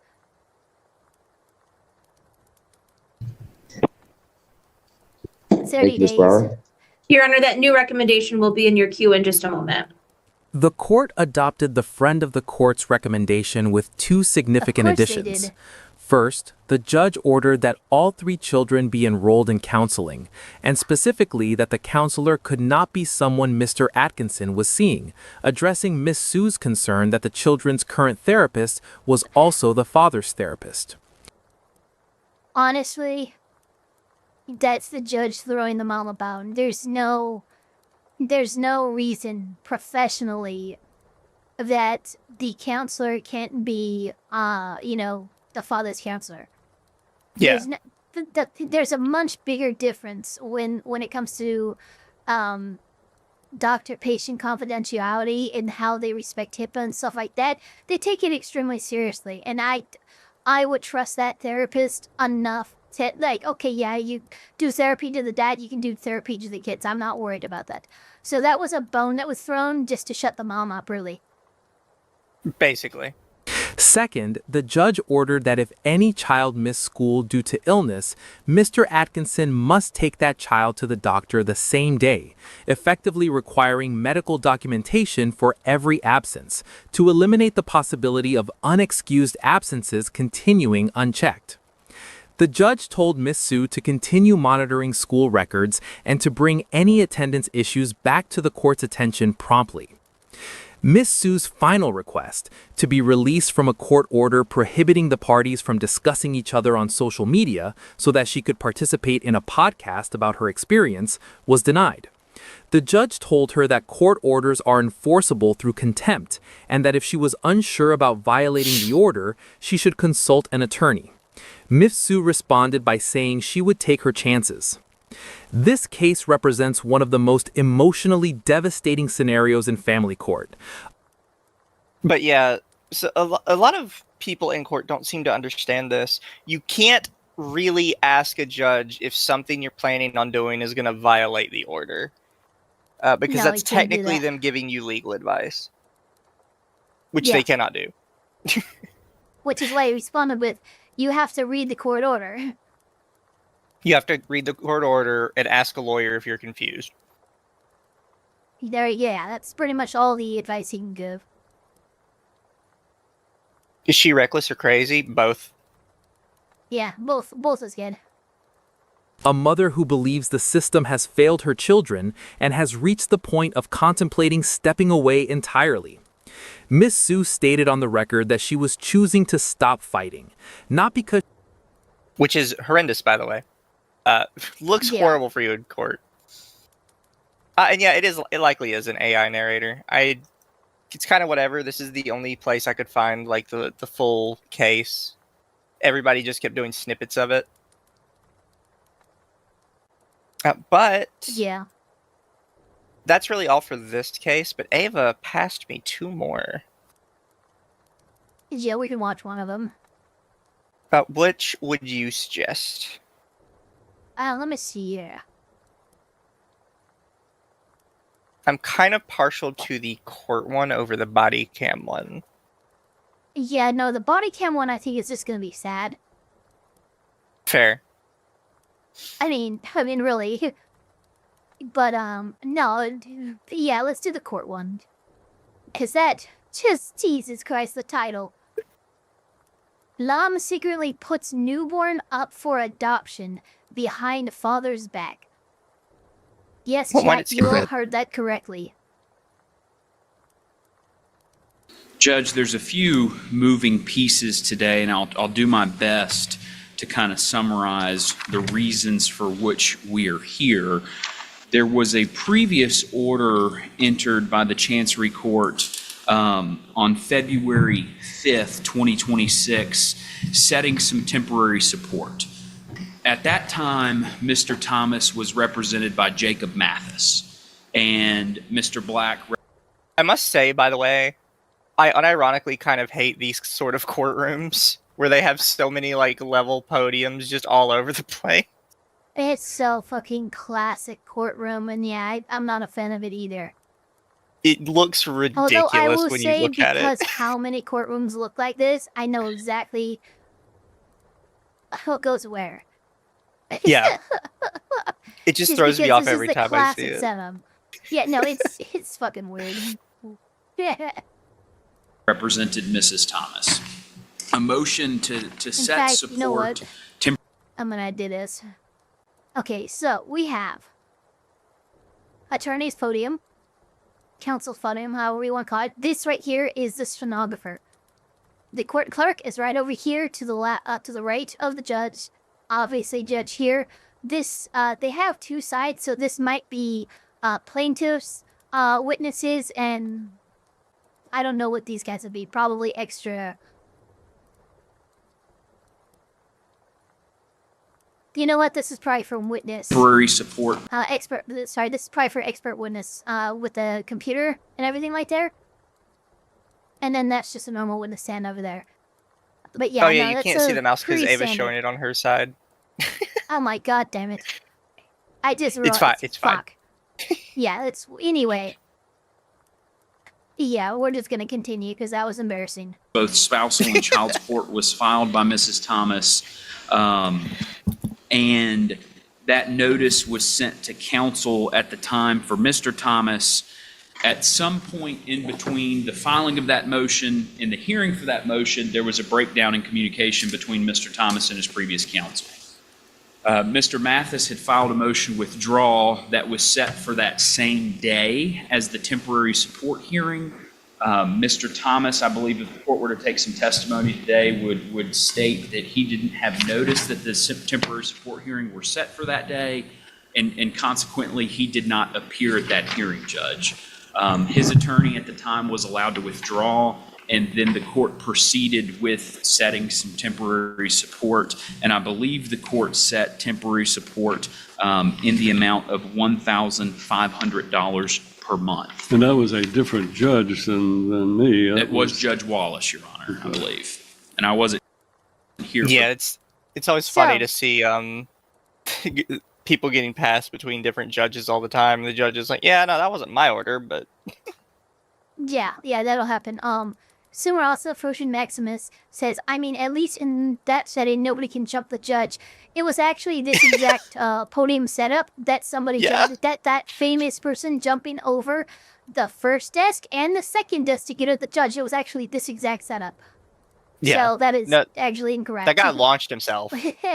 Yeah. I don't think people... He used that front desk as like a springboard to spring himself over to the judge's desk. That was classic courtroom setup, and it did not matter for that man. Like, I don't think a lot of people realize, because it's hard to see, because that clip, the camera, for some reason, is sort of behind the judge, where you see him jumping. And it's also tilted up a little bit, so you don't really get to see the stenographer's desk in front. Yeah, but that guy literally jumped like a solid, 8 foot over 2 desks to get at the ridiculous. judge. He went Magic Jordan, on it. He, literally half-court fucking, slam dunk bullshit, from, the classic Nintendo basketball games. Yeah. Give me 2 seconds. I'll be right back. Okay. What Swiss should we take, Tap? look at how Mizu's checking you out, Chad. They're doing a side eye.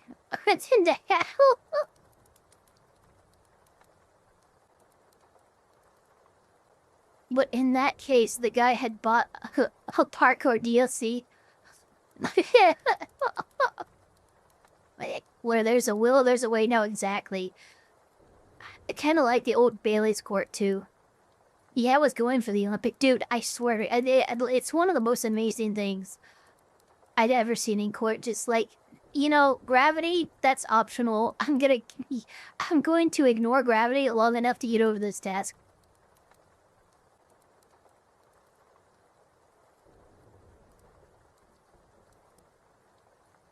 Newton's I have law of gotten it to motion. drop a whole More 2 like degrees. Newton's a fucking nerd.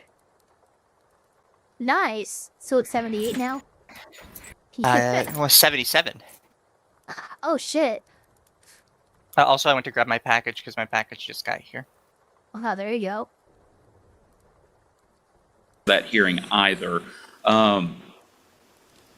And ultimately, so the first motion I filed is a motion to reduce or set aside the temporary support order. And that's just, I don't believe the court that day. I can't speak to what the court did or did not hear. I wasn't there. But based on my understanding, the court set that support without inquiring into my client's ability to pay. And that's all I'm asking the court. This was I believe a 17-month marriage before the parties separated. There was one child alleged, born during the marriage, presumed to be the father's. The father disputes, and we're going to get into the DNA issues here in a moment. There's one child born at the time that hearing took place, and another child that the mother was pregnant with when that hearing took place. So there's 2 alleged children of this marriage. The court had ordered some DNA testing to occur that hadn't occurred yet. Let me interrupt you and just simply say, what my concern is that Judge Wallace conducted an evidentiary hearing on the February 5th, 2026 date, and following that made findings of fact that served, the findings of fact served as the basis for... Oh, look who just appeared. Oh. Just spawned in. Holy shit. Dude, how she spawned in too. That was like a jump scare. That is the funny part about Zoom court, is sometimes this happens where people just spawn in out of nowhere. Yeah. Yeah. For his making the order in the case. Now, for me to change that order would basically retry the entire temporary motion, and it seems to... Oh yeah, also I sent you the thing I just got. Oh, okay. He's really cute. Oh my god, that's adorable. It's a little Queenie and Kinger. They've got little magnets in the hands, so when you put them next to each other, they just boop. Oh my god. I love it so much.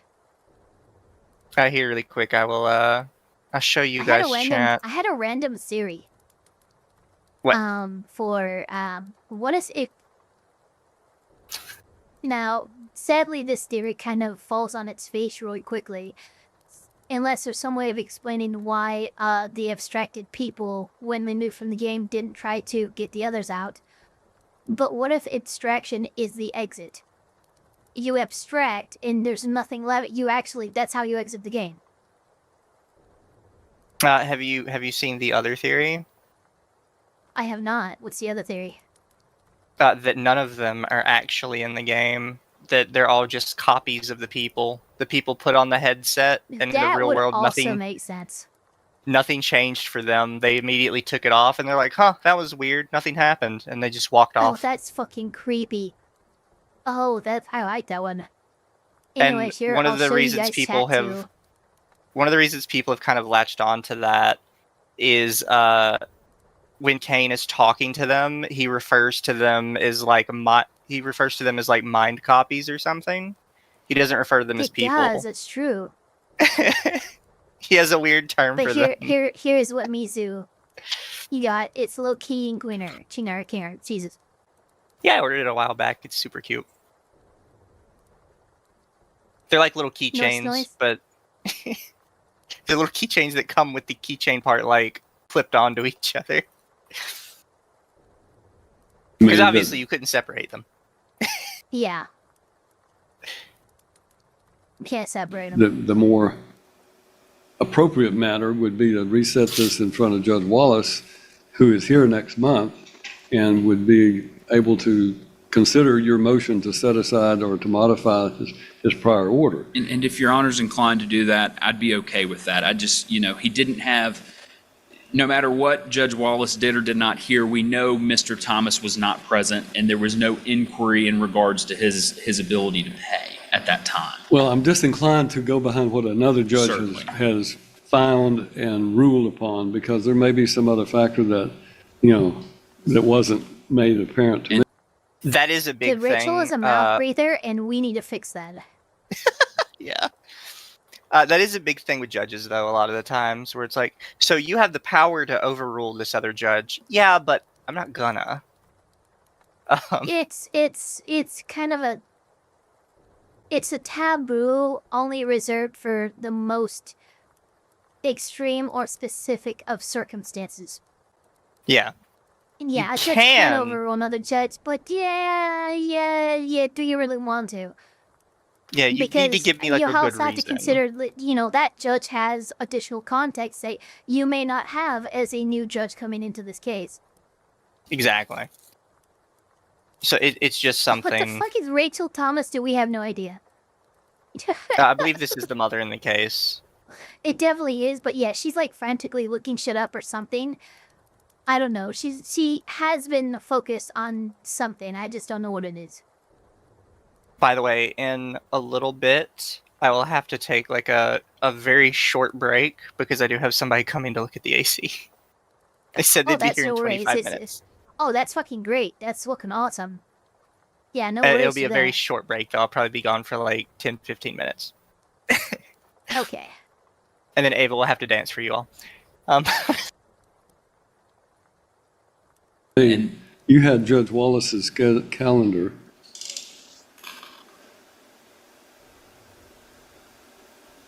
That works for me. Salmon depositions. Looks like I'm available June 16th. Well, I think I'm sorry for the inconvenience, but it clearly seems to me that Judge Wallace needs to consider a motion to set aside or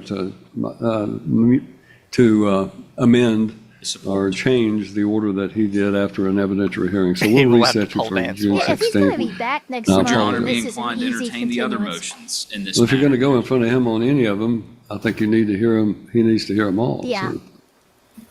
Yeah, no, like, look. Come to find out, there's these other orders and stuff. This other judge has, looking at the schedule, he's gone this month, but he's back next month. This is an easy fucking, I'm sorry, I don't like to pass the book, but in this instance, it makes the most sense given the other judge has all the fucking answers, the context, and it's his orders that we're dealing with. So, Yeah. we will see you all next month, because it would be inappropriate for me to rule on this case when there's another judge that has a lot more context. And he's going to cover more stuff for you next week anyways. So Yeah. why not just let him do all of it? Yeah, no, it makes the most sense. And there is an emergency motion. Yeah, he's about to say it. It's an emergency motion. The only reason they would do it is because it's an emergency motion, and they have to kind of show that it's a real emergency. Yeah, that's fair. Because sometimes people file emergency motions, and it's like, oh my god. Yeah, maybe, I'm sorry, kind of, sort of. Yeah, we just came into, like, I guess this is marked with, like, timestamps and stuff. The emergency. A newborn placed for adoption out of state. Yeah. We are now in felony territory. Exactly. We filed for immediate relief that's set for today. Mother there was a child, she was pregnant at the time of the last hearing. This child's since been born.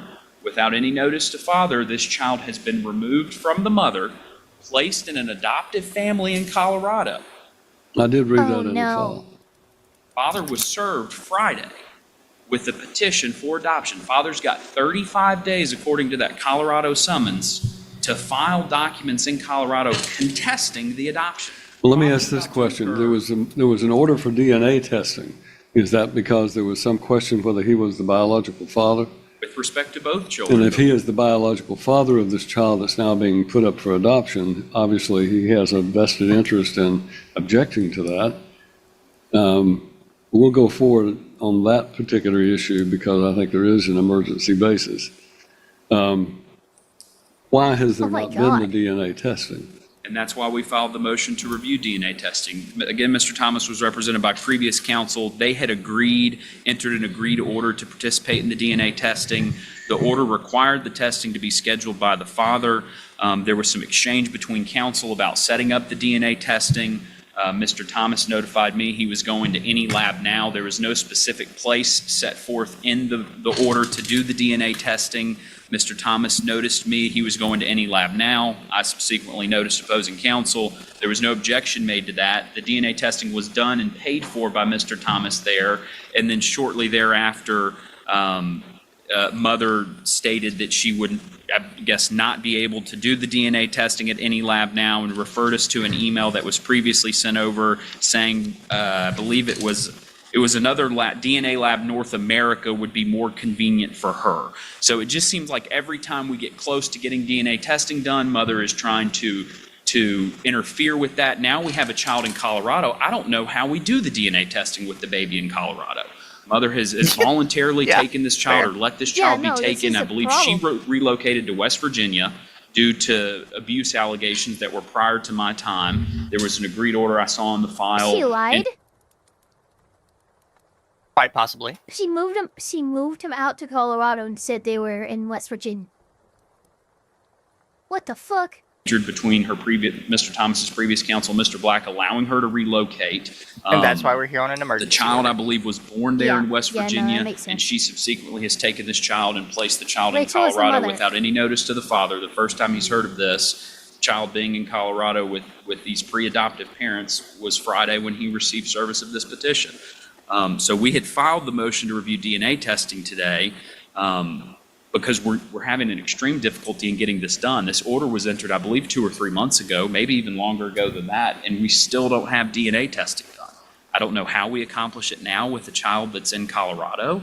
Parties are before this court, and therefore, one option is that I simply order that the child, the mother, and the father all appear at a lab here in Tennessee, submit to the DNA samples being taken, and then we go from there. And that's what we're asking the court for today, is enter a more clear order directing the parties regarding the DNA testing. Okay. Judge, with respect to the emergency motion for immediate return of the minor children, both of them, again, there's an issue with paternity that should have been resolved. It's not. I hope we can get that resolved very quickly.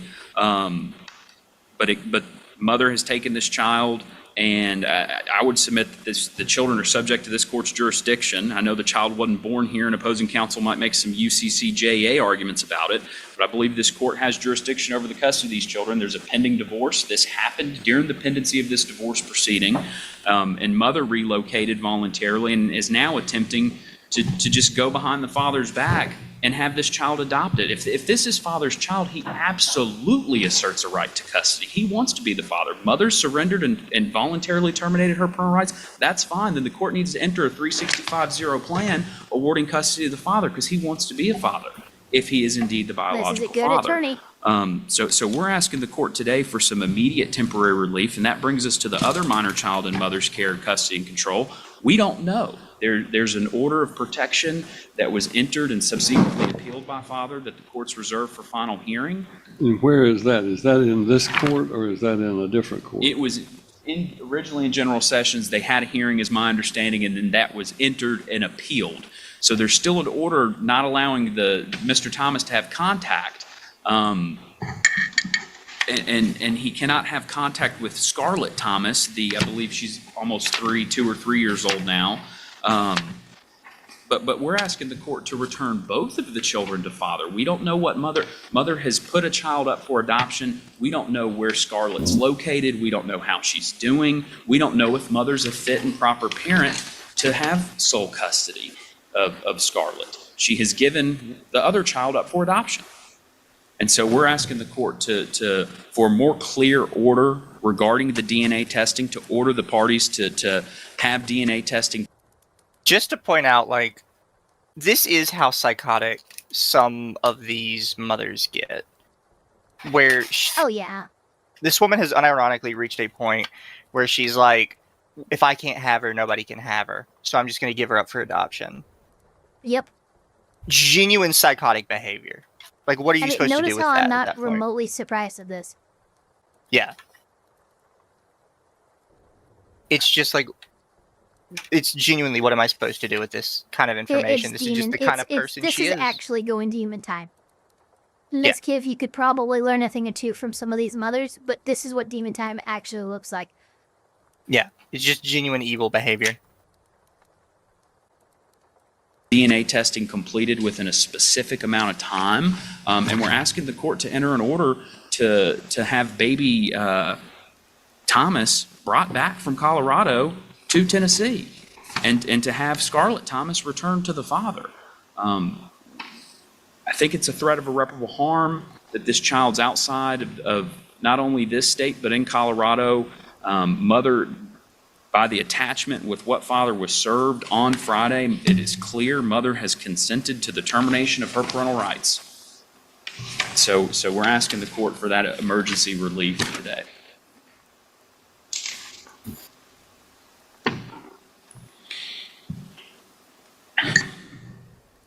Your Honor, I do have a response on both of those. Would you like me to tackle the DNA testing? You or look the like you're moaning. Let's start with the DNA testing.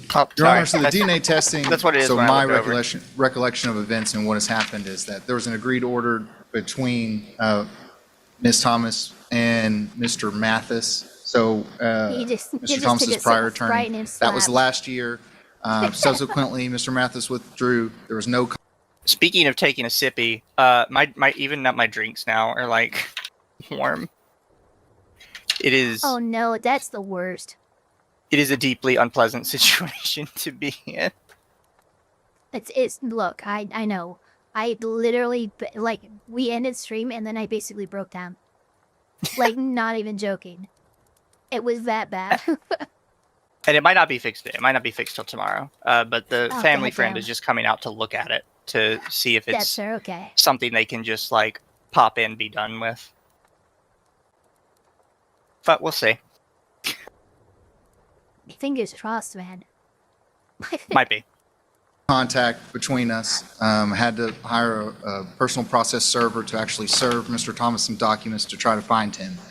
At that time, Ms. Thomas was absolutely willing to do DNA testing, and there was just nothing until very recently. There was a renewed push for the DNA testing, which Ms. Thomas is willing to do.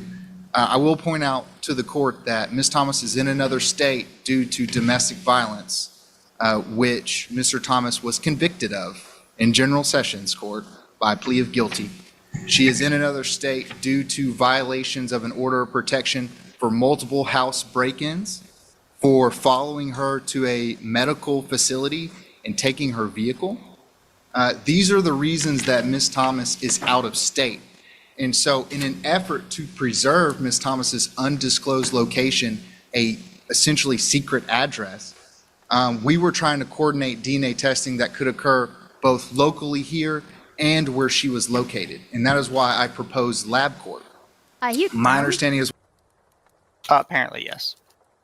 If you're so convinced and so like, oh, she needs to be out of state for her own protection, you're not going to have a lab in her area that you can conduct that testing with. If anything, it would set it up to where she has to travel like 8-10 hours out of her way to go to that lab to preserve the sanctity of that address because you're so concerned. Yeah. You made an entire argument and then fucking shot your own argument in the face when you said that, oh yeah, that's why we had her try to do a lab in her area. Well, now I know where she lives, you dummy. Exactly. And there's also the matter of, a court doesn't want to hear that you're willing to do something that you should have already done. Such as... No. What we're talking about now. That's a bad thing. If that's the argument you're having to land on, you're already on the back foot and you're starting towards the loser road. Yeah. You haven't So, lost Your Honor, yet, but you're... we're willing to do it. Okay, why haven't you? Okay, but why well, haven't you? we're willing Exactly. to do it. Oh my god. Like, you should have already done it then. Why haven't you? Yeah, it should be done, yeah. when I had proposed that is the testing location we were going to use. And then I received communication that is not the testing center that was used. And then at this point, we reached an impasse. So are you saying that LabCorp is available to do the testing both for Mr. Thomas here as well as for your client wherever she may be living? So here as in Hendersonville, Your Honor, and where my client is living. That was our proposition. I will say that while I have nothing to give the court at this exact moment, my understanding is that the newborn child of this marriage is located in Denver, Colorado, which I found out about, to make it clear to the court, found out about Thursday evening. Who is the father of that child? So, I love this. I'm pretty sure that this is like Monday, or even if it's an emergency hearing, it might be a weekend session. That sometimes happens with some states, who say that you found out about this Thursday, and it's opposing counsel who brought this emergency motion forward. And that's not good. That's not good. The first thing that they're going to ask is, one, whose child is it, and two, why didn't you not inform the court of this when you found out Thursday? Exactly. Ms. Thomas is going to say it's Mr. Thomas. I believe Mr. Thomas wants the DNA tested. So we're going to, the order went down only as to Scarlett Thomas. That's my understanding. And there was a DNA request as to that child, and now we have another child born, and Mrs. Thomas says that is Mr. Thomas's child. Yes, Your Honor. And she has placed that child for adoption? That is my understanding. I will say on Ms. Thomas's behalf that there appears to be some evidence that this was an understood plan between them when they found out that the child was going to be born. That actually, according to Ms. Thomas and perhaps some messages she would admit at hearing, Mr. Thomas has spoken to the adoptive parents before, that there was some dispute over whether they were going to raise this child or not. And at this point, Ms. Thomas could speak for herself. Well, if there is an afterborn child that was born while this case has been pending, then this court has jurisdiction over that child, regardless of what has been filed in the state of Colorado. Very good. Well, Your Honor, I will say simply for the fact that I do not want to waive any jurisdictional issue, and I've not had time since this was an emergency order filed. I would like to file the detailed response. I will raise a jurisdiction issue just to preserve it under the UCC JEE. See, that doesn't really work in the eyes of the court to be like, well, it's an emergency order, so I haven't had time to respond. Well, that's kind of the whole emergency part of that. Your response time is now. Yeah, you're here. Let's go. That's why it's called an emergency order, my guy. Yeah, I mean, this is a perfect example of why emergency hearings and emergency orders have to happen, because people pull fucking dumb shit like this, like giving up their child for adoption and moving it across state lines. Yeah. You know, this is the reason the emergency motion even exists in the first place, because people try to pull some bullshit before the court can react, thinking the court won't be able to react, and this is the avenue in which the court can react, put a stop to something before it gets too bad. Also, this is not a convincing argument in front of a judge when we're already in what's clearly like a high conflict situation between these two people. And it's like, okay, so you're now saying that they casually agreed outside of the purview of the court to get rid of the child with no paper trail, even though we're in the middle of a somewhat high conflict situation between the two of them. Yeah, that's a problem. Like, no, the court's not going to buy that. You're already on the back foot. You need to just take the L and be like, yeah, Your Honor, my client fucked up. We'll do what we can to fix this. Or don't take the case. If your client's not willing to admit that, don't take the case, because you are... Why?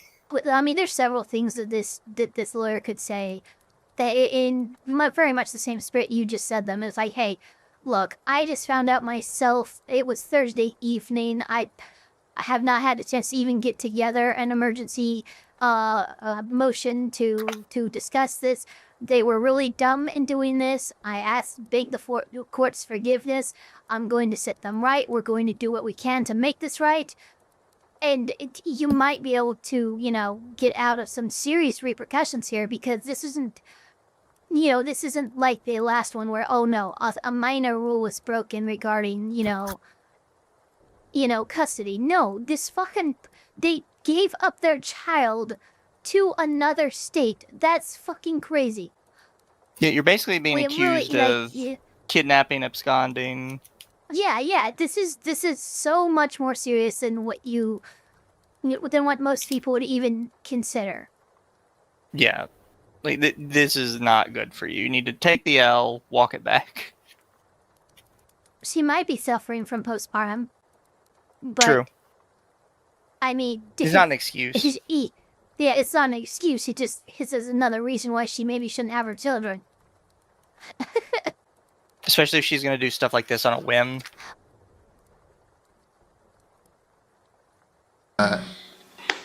It's not so clear which is the home state, because the newborn child, if we parse them apart, right? The older child, absolutely, concur with Your Honor.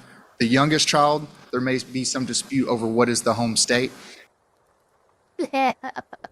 So, you're currently in this court. Lawyer did a very good job. Look, Father's lawyer did a very good job, because in this argument, he said, opposing counsel's probably going to try and make this argument. I'm saying this is bullshit and I'm getting ahead of it.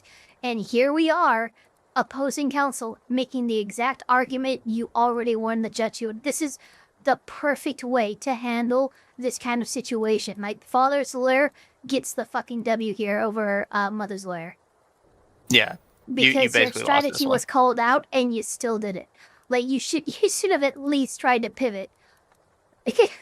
when that argument was made, it's like, hey, look, they're gonna try to fucking bring up the jurisdiction. Now I'm letting you know right now that's bullshit.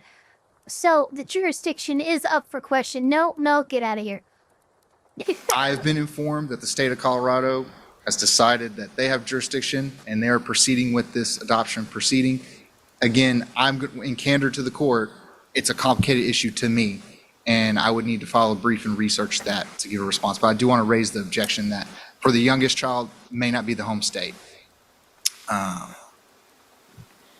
But besides those things, Judge, I would also say that is the most animated reaction we've seen. Jurisdiction. Understood. By sending a child that is one of the children of these parties with a pending divorce action where custody of one child is already at issue, and then send one of the children that is alleged to be the biological child of Mr. Thomas, you cannot then send that to another state, that child, and defeat the jurisdiction of this court to make a custody determination.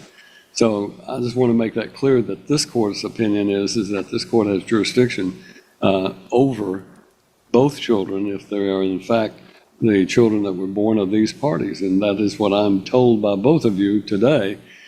So I'm of the opinion that Mr. Thomas needs to contest the adoption, and if he does contest it, contest that adoption, I'm going to put an order down that's going to require both of the children to undergo DNA testing. How that is accomplished is going to be up to you and your client. That means that she's going to have to ensure that that child is coming back and is tested. Now, we had a case not too long ago in this court where there was a woman who claimed to be a biological heir of an estate, and she lived in Washington State. There was a method by which she used a laboratory in the state where she lived to obtain her DNA sample. Then that was compared to DNA samples that were tested here in Tennessee. Ways to get this done. It would seem to me that's what's going to happen here. You're going to have to obtain a DNA sample from this child in Colorado and a DNA sample from your client and her child wherever she is living. And then a sample will be taken from Mr. Thomas here at LabCorp. And all of those are going to have to be analyzed by LabCorp to determine the paternity issue. The order that this court puts down is that this court maintains jurisdiction over the parties and both minor children who have been represented to this court by counsel to be the biological children of these parties.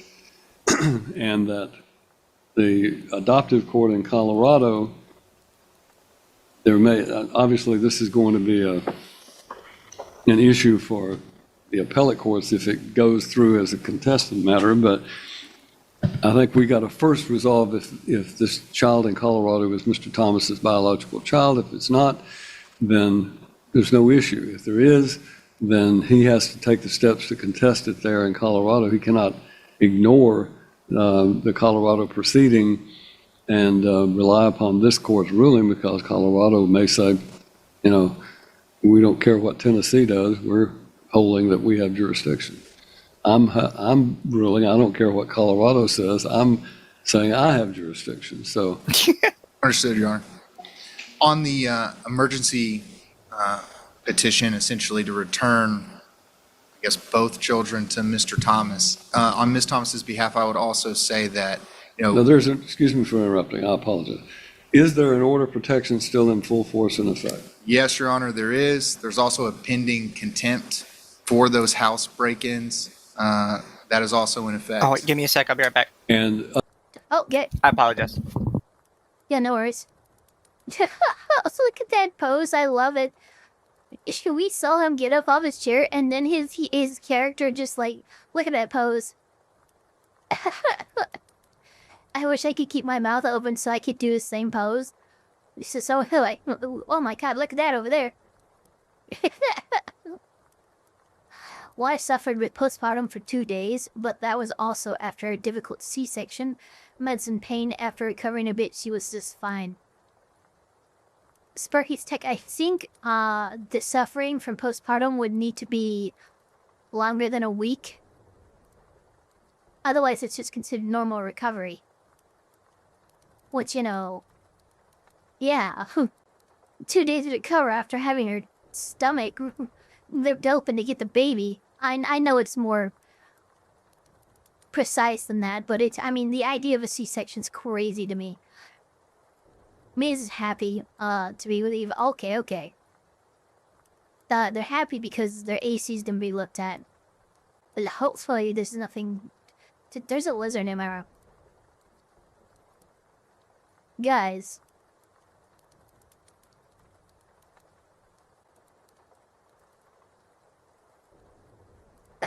I'm sorry, but with Rachel here, it feels like some reaction slot video. Yeah, no, I know. She looks like she's literally just reacting to everything. She's doing the Sniper Wolf talk face randomly. She'll pause it, go, that's wild. Oh, buddy. took care of a postpartum patient. It was very taxing. I imagine so. It goes in phases. First phase at 6 to 12 hours. Okay, which I imagine first and second phase are probably pretty normal. And then you get to abnormal when you're like third or fourth phase, where it's like, no, this is hanging on for a while, and there's a neurological response, you know, of detectable depression because you're postpartum. Give it a hug. Watching her case fall apart in real time, so she wanted to make a reaction. You know, it'd be so funny. There's a reason why she hasn't said anything, is that she's just muted. Oh, man.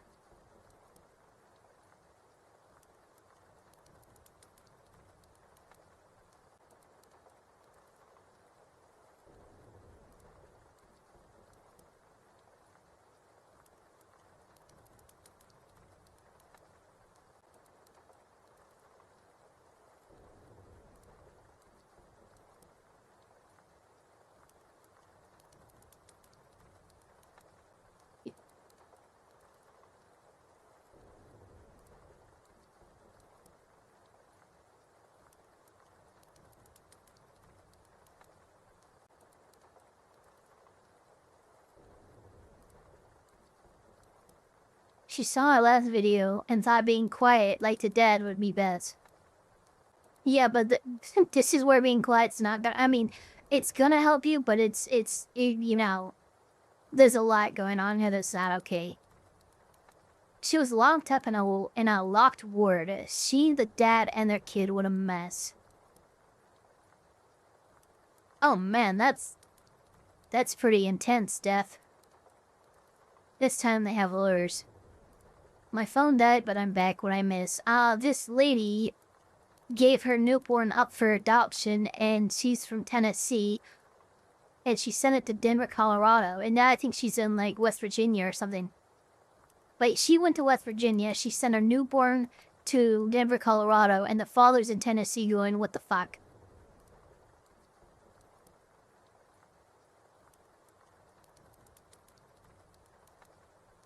Well, he didn't have a... There he is. He doesn't have a tail. I think Draco brought him in, and then he got away. Because he's in here, he seems healthy and fine, but he doesn't have a tail. That just tells me that, yeah.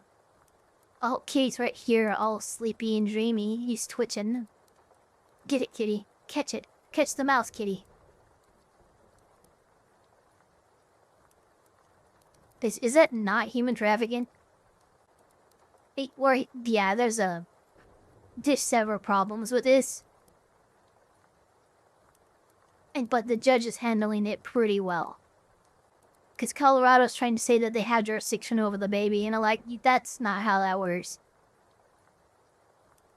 So basically, all that can happen right now, though, is Judge Wolf here is agreeing to an emergency order in which DNA testing is being ordered on both of the children, the newborn and the other baby. And then from there, he'll be able to compel the return of the child and stuff if the father is actually genetically the father. Are they going to have to fight for the baby? No, I think Colorado will probably yield to Tennessee in this matter. But it does depend. Is Kitty gonna eat the lizard? No. Kitty's probably just gonna let the lizard suffer. I'm gonna have to catch the lizard and get him outside. That's what'll have to happen.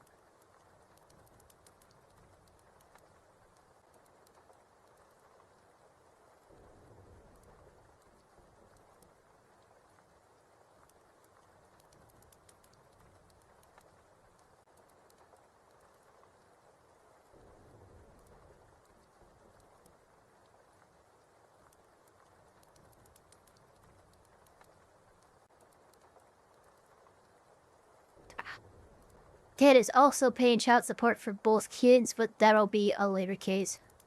Yeah, no, for real. That's what happens.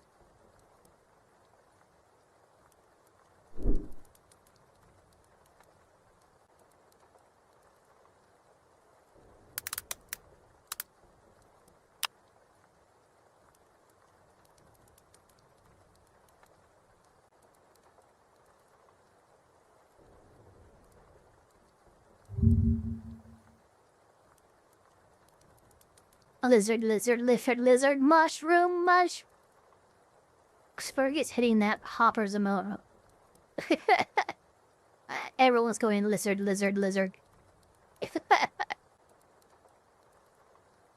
Right, let's see here. Cherries.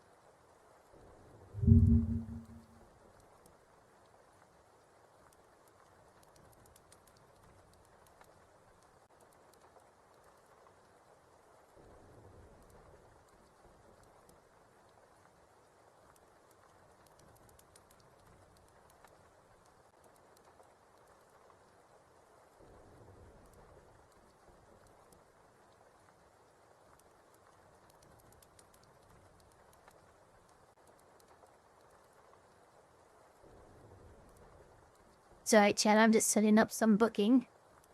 Larch Megos, Zolkov, how's it going? Eva, decide my dinner, Jewish Delight or Gobble Burger. Also, this madness out, why would anyone think this was appropriate to do? That's a good question. I don't have an answer for you because we're dealing with insanity. But as for your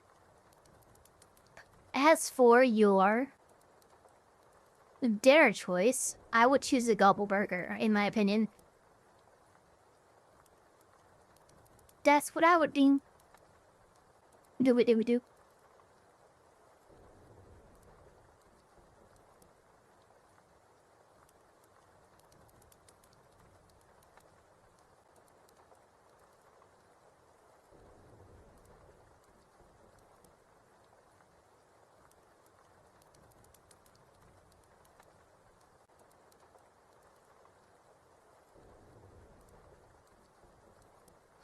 Next step.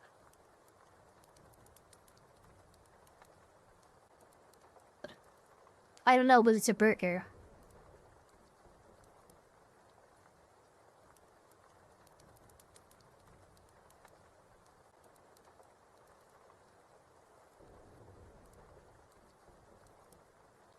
Oh my god.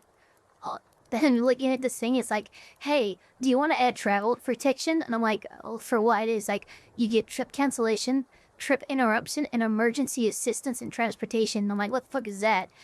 It's like, we will give you $250,000 worth of emergency medical evacuation during your trip. And I'm like, whoa. Emergency medical evacuation? Jesus Christ. You get that hantavirus, we'll get you out of there. No worries. Oh man, that's funny. Yeah, I'm gonna put on the background music so we have something to listen to while we wait for Mizu.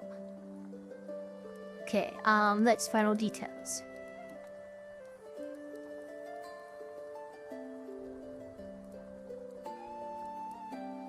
If you break down or something goes wrong, they got you basically. Yeah, no, I get it. It's just kind of funny. Because they linked it as, I'll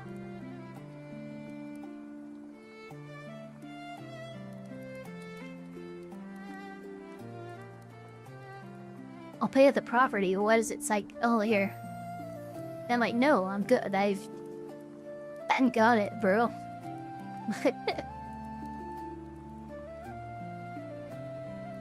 Pay at the property. I shouldn't need a card number for this. I really shouldn't need a card number for this if I'm gonna pay at the property. Mizu is doing the adorable version of Giddy. By the way, yeah. The freaking... So, because it's gonna be a Friday night that I have to book, the Ko-Fi goal is basically what I'm giddy for, hoping that I have enough gas to get down there, because it's gonna be like $300 for a night on the weekend down there. Which is crazy, but this is kind of the world we live in now. Thanks, California. Love it. So happy. Couldn't be happier. Okay, so pay at the property. Complete booking.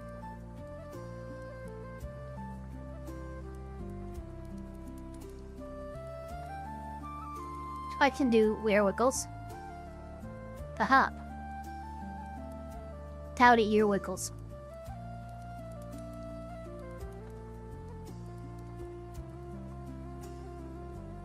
Alright, that is done. Looks okay.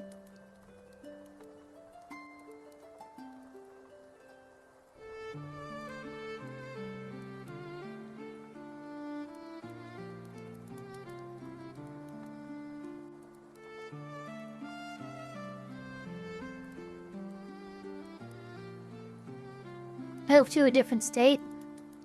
I mean, that's, you know, that's long-term goals for sure, but it is long-term goals. Boom, I just got the hotel room booked. It's not paid, I'd click pay at property. But guess how much it's gonna be because it's the weekend. Yeah, it's gonna be like 300. They take advantage. Look, it's like 160 or 148 or something like that when it's during the weekday. But like, yeah, weekends, yeah, they're gonna bleed you dry. I'm so sorry, I'm back.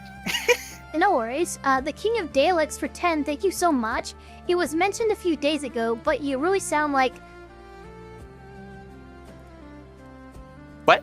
Oh, this a Liz. Oh, Papa Elfpire's. Well, he fucking finished the job. My cat fucking brought in a lizard. It doesn't have a tail. The King of Daleks, thank you for the 10. It was mentioned a few days ago, but you really sound like Kasane Tito if she became an Ian Tuba. Oh my god. You know, it's so funny, I just finished showing fan art of that. So they were able to fix it. It is... No way. It is actually already fixed. Yes, I don't fully understand it. Because I told Ava, the person I had coming is a relative that they don't currently do like HVAC stuff, but they used to. They used to work with an actual prominent HVAC company. So yeah. They kind of do it on the side as like a side gig because they know what they're doing with it. So they came by, and apparently all that happened is they said one of the wires blew, which they said is kind of common if it's a little too crowded in there. Yep, I know exactly what happened.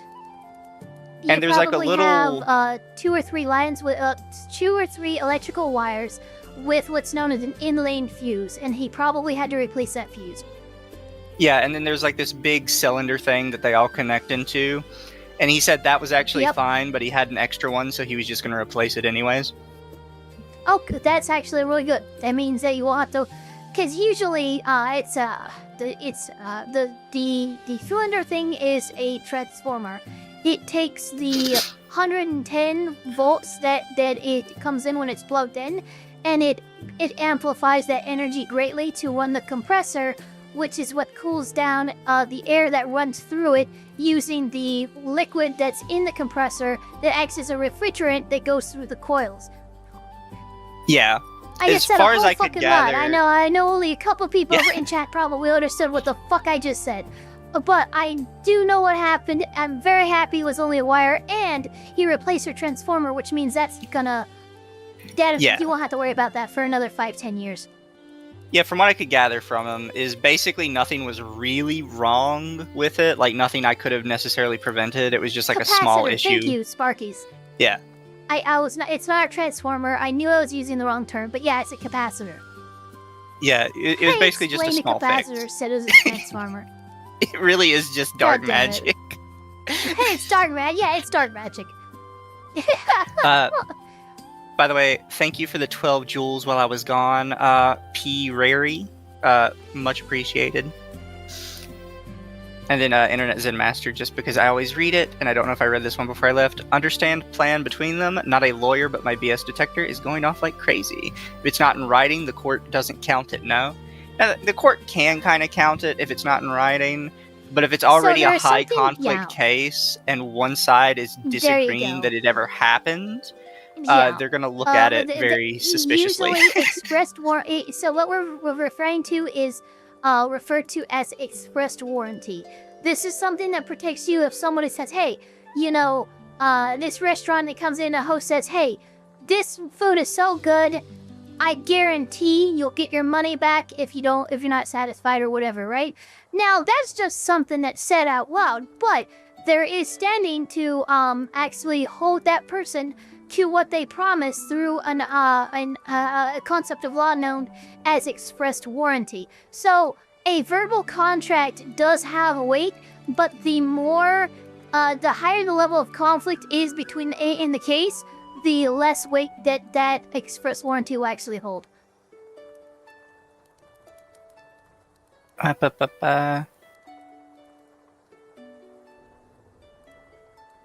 Yeah, Sparky's replaces his every 5 years, exactly. With capacitors, it's like 5 to 10 years. I wonder if this one's life in the mailbox. expectancy.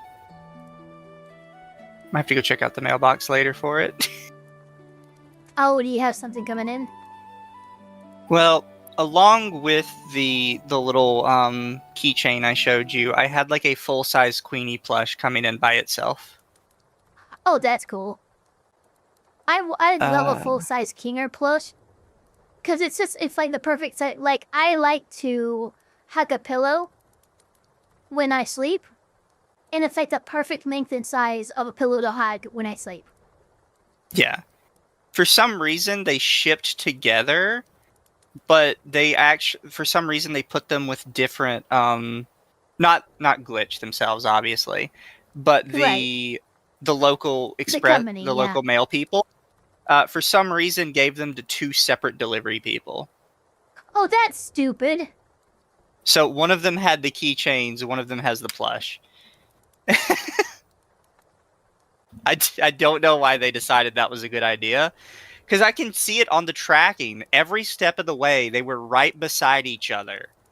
And then at the very end, they were just given to 2 separate delivery people.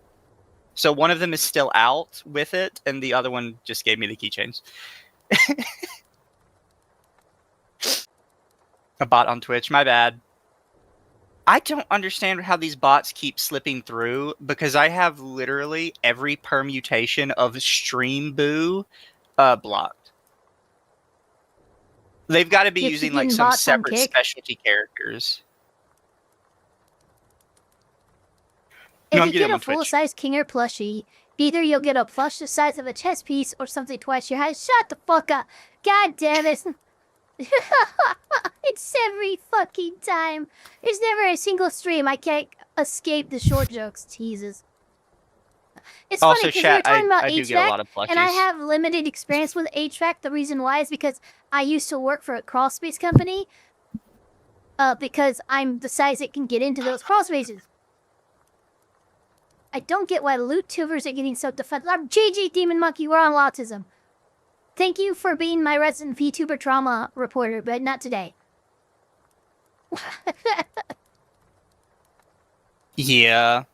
Oh, actually, I can turn that into a law question, because I was thinking about this the other day. Is how there's kind of rules when it comes to advertising to children? Like a huge one is SpongeBob himself cannot advertise to the children. That violates like advertising rules. Yes. What is it when like a not safe for work company specifically makes a safe for work advertisement intentionally to be in a space where children are? You know what? We can actually look at this through a legal lens. So, JJ Demon Slayer, I'm so sorry for shutting you down. I'm actually going to read your comment now. I don't get why YouTubers are getting so defensive when it comes to the Fandly booth at Off-Kai Expo in the exhibitor hall. I think they're hiding something. One, I don't think they're hiding something, but I do think... I don't know, if you are... I mean... Here, let me check something real quick. I don't like it. I need to check something. Fandly... I just need to they see, do because like OnlyFans, right, you immediately are age-gated, right? I've never really used Fansly. Let me go to Fansly. Okay, it requires that I sign in or log up. Because let's see here. The example I gave basically was it's like Okay. imagine you had By an joining, you all agree to our terms and conditions, and that you are at least 18 years old. So you're telling me that this company that is expressly advertised as an 18-plus company is encouraging minors to do anything with them? Well, they're putting it in the all ages space, right? And I don't think I don't know about that. I'm not saying it'd be legal. I don't like it. Yeah. Especially when the event has an explicit 18 plus space that it could have been moved to. Yeah, no, and their excuse is the booth won't have anything that is directly 18 plus shut up. advertised you are on it. Fansly, okay? It'd be like OnlyFans. Setting up a booth in the fucking all ages category. No. This is not okay and is dangerously close just the nature of your company. The fact that to even be a member, to sign up, to onboard on your website, I have to be 18 years old. And you're putting your shit in... I don't think it's right crossing the line of, but this is getting goddamn close to contributing to the delinquency of a minor. Yeah. As a company, that's fucking crazy. The kind of example I gave is imagine you went to like an all ages event, and in the center of the event, there was a booth for a sex tape company that was advertising their porn stars. But technically, all of them were fully clothed, and they didn't actually have any not safe for work stuff on the booth. Would you still be okay with it in that case? Yeah, no. I found out there's VTuber freak-off parties at other hours, at the after hours in conventions. Yes, that's worth every convention. So you missed out on why that was funny, because somebody called that out, and half the people were saying that he was crazy and that wasn't happening, and half of the other people were saying, oh, you're so bitchless that a little orgy after party scares you. a little orgy? Just having a little, it reminds me of that clip where it's always sunny in Philadelphia. Dennis and fucking Frank go to a Eyes Wide Shut party. They knock on the door, and the guy opens the door. He's in a robe and a mask. He just goes, password, and Frank just goes, orgy. What? No, you can't be that casual with the word orgy. A little orgy. Yeah. There's no such thing as a little orgy. The name implies a plural of genitalia. Genitalia is happening. Like, what are you talking about? It was funny watching them try and make excuses for it. Oh, so off Kai? Yeah, definitely off Kai. Thank you for the Dojin character. It's very appropriate. Anyways, chat, we will try and finish this legal thing. I'm so sorry that I had to run away from you for so long, but I really wanted my heat to fix. Dude, I'm so happy it's fixed. It's already feeling cooler in there, right? Yeah, I could already feel it. Fuck yes. Because the problem is I have a window unit, but it's literally on the complete opposite end of the house. So I was just kind of... No, it's not going to help you. It was kind of sort of helping.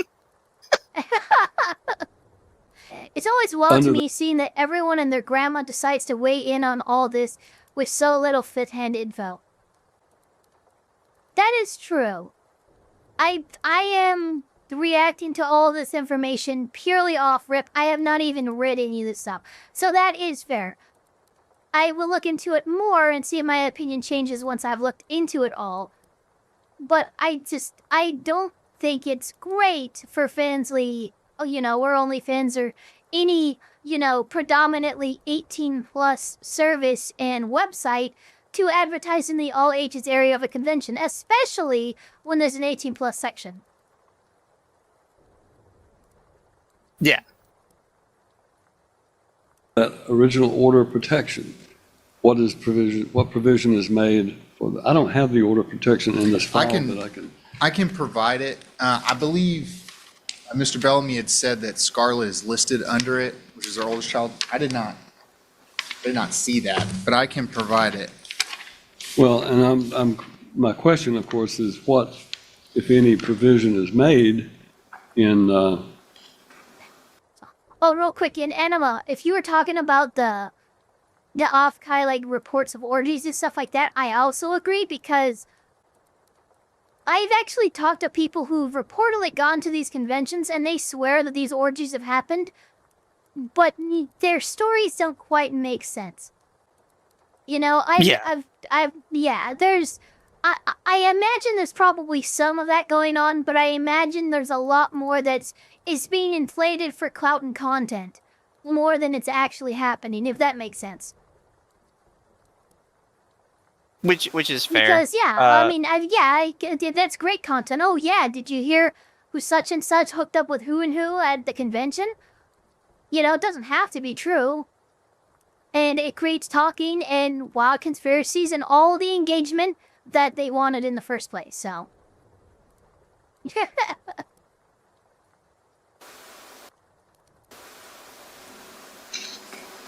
And that order of protection for the one child that's there that we know, Scarlett.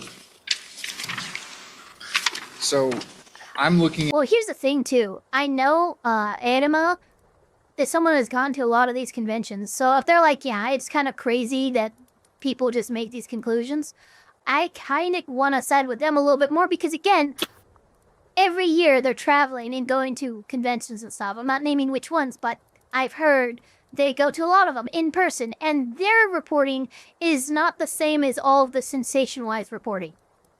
Yeah. At the petition, and also to clarify, because chat said, let me guess, Mizu, you set your AC to 60 degrees. I set my AC to exactly 69 degrees. And no, it's not for the meme. Nice. For some reason... No, 69 is perfect. If I hit 70, it suddenly feels like I'm burning up for some reason. Yeah. And if I hit 67, I feel like I'm freezing. So it has to be 68 or 69. 68 is for during winter when it gets cold. I prefer it to go up to 68. And 69 is during summer for when it's hot, and I prefer it to go down to 69. I'm very particular about my thermostat. That you have with the thermometer. Yeah, the thermostat's like it because, you know, with it set at 70, it's supposed to go off at 70, but it might not actually catch up to 70 on the thermostat until it's 74. Now you have a 5-ish degree difference, and that's the issue. 69, however, that's going to keep it on just long enough that you're keeping it closer to 72 degrees, which is, you know, more ideal for, you know, comfortable living. Yeah. I'm literally the dad from the cartoons that is, like, throwing javelins at people trying to get near my thermostat. You do not touch my thermostat. It is perfectly set. If it is below the thermostat, you can swap it to heat. If it's above the thermostat, you can swap it to cold, but you cannot change the amount. I will stab you. That is so funny. You like Sheldon trying to describe the reason why his spot is his spot. It's perfectly away from this. It's perfectly spaced from this. And if you touch it, I swear to God. Yeah, you don't touch a man's thermostat. Renting from old people is they set thermostat at 25 degrees Celsius, which makes it 32 degrees upstairs, or 77/90 degrees Fahrenheit. Ew, gross. Never make anything 90 degrees Fahrenheit. Disgusting. Okay, JJ, we have Lawtism, so no more drama for now. Yes. Just looking at the petition, I do not see Scarlett listed on the petition, but it was the...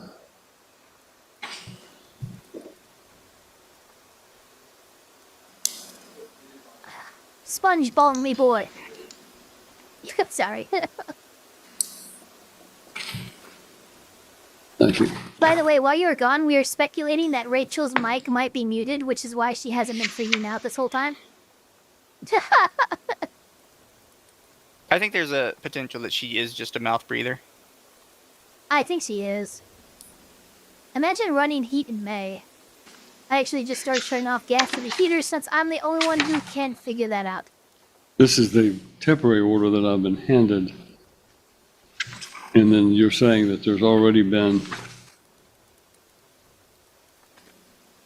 a hearing on that temporary order of protection and it was extended? Yes, Your Honor.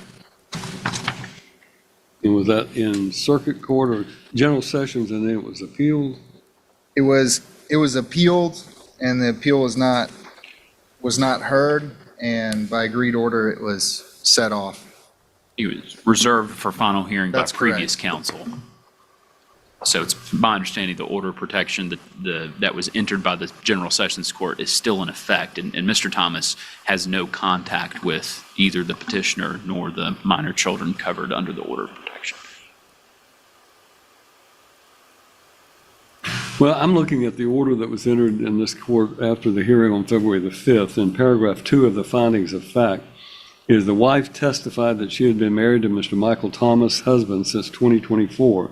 The wife testified the parties have a 10-month-old daughter born of the marriage, Scarlett Thomas, and that she was also pregnant with the marriage's second child, which is due in early March. So according to Judge Wallace's finding, and that's the order that you're asking to be set. Yes, real quick, Pasha Lo asks, or doesn't ask, but says, oh, Wolf has his own YouTube channel. Many of the judges that you will see us review usually have content that they upload on some medium themselves because they understand that, you know, this is getting engagement and views and stuff like that. Like, you know, Judge Simpson, like Judge Fisher, Judge Wolf, a lot of these have their own channels. Set aside, he made a finding based on her testimony that that was in fact the child of the marriage that's now in Colorado sought to be adopted. And it goes on to talk about these findings of fact. Nowhere in that order does it specifically order anything other than temporary spousal support. It doesn't put an order down regarding the temporary parenting plan or custody of the minor child. That's my understanding as well, Your Honor. If I can say, though, we would object to Mr. Thomas having the children, and there's a lot of reasons to that maybe perhaps Ms. Thomas could add with testimony. But No, absolutely. You can't give up your children, but also not allow the one other person who has a right to custody of their children. You don't get to have it both ways. That's crazy. she's been the primary caretaker. Well, Mr. Thomas filed for DNA testing. I'm not going to grant him custody of children that he has a question of whether or not. Yes, when I sir. started practicing law, that was a factor that if a parent, a father requested DNA testing, that was a factor the court could consider among all the other factors in determining whether or not he ought to have, what type of visitation or custody or whatever.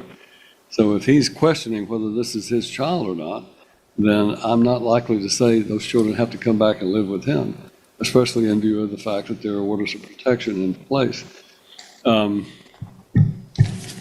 Also, that is fair. Pending any questions, Hey, Your just Honor, kind I of have slow nothing your else to roll. add. We're just doing This is DNA a- testing right now. Mess. And Yes, it is. I'm going to do one thing. I'm going to check with Judge Wallace. It may be better if I heard this case and through its, I don't really want to, but it may be better if I can do it. We checked on your availability on the 16th, wow. is that correct? Yes, Your Honor. I'm This is available. rare. Well, what about the 15th? Holy shit. I can check. You fucked up enough that this judge went, we usually don't do this, but I might take this case from the other judge because I've got questions and my interest has been piqued enough to go, you know what? I'll take this one. That's not good. That's not good for this lady. Jerry by chat. Yeah, no, my chat's saying, we're not far away from from judges just streaming and talking to chat. Chat, give me 80 bits and I'll give him wife. What did we set on the 16th? Anything for me?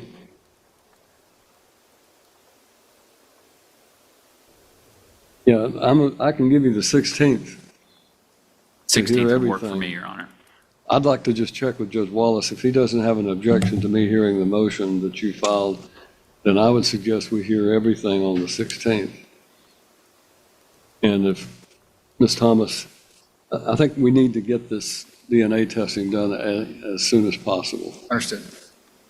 Judge, So we're talking about June 16th to hear everything, all of these motions, and between now and then, I want the DNA testing performed on both Scarlett and the child that's in Colorado. That DNA testing will be performed by a sample taken by Mr. Thomas by LabCorp here in Hendersonville, a sample for Mrs. Thomas and the minor child Scarlett in the state where she resides by LabCorp, if there is one there, and by LabCorp in Colorado where this minor child is. It would be Mrs. Thomas's obligation to ensure that the child's sample is taken and that proof is obtained from Colorado of the validity of the identity of that child.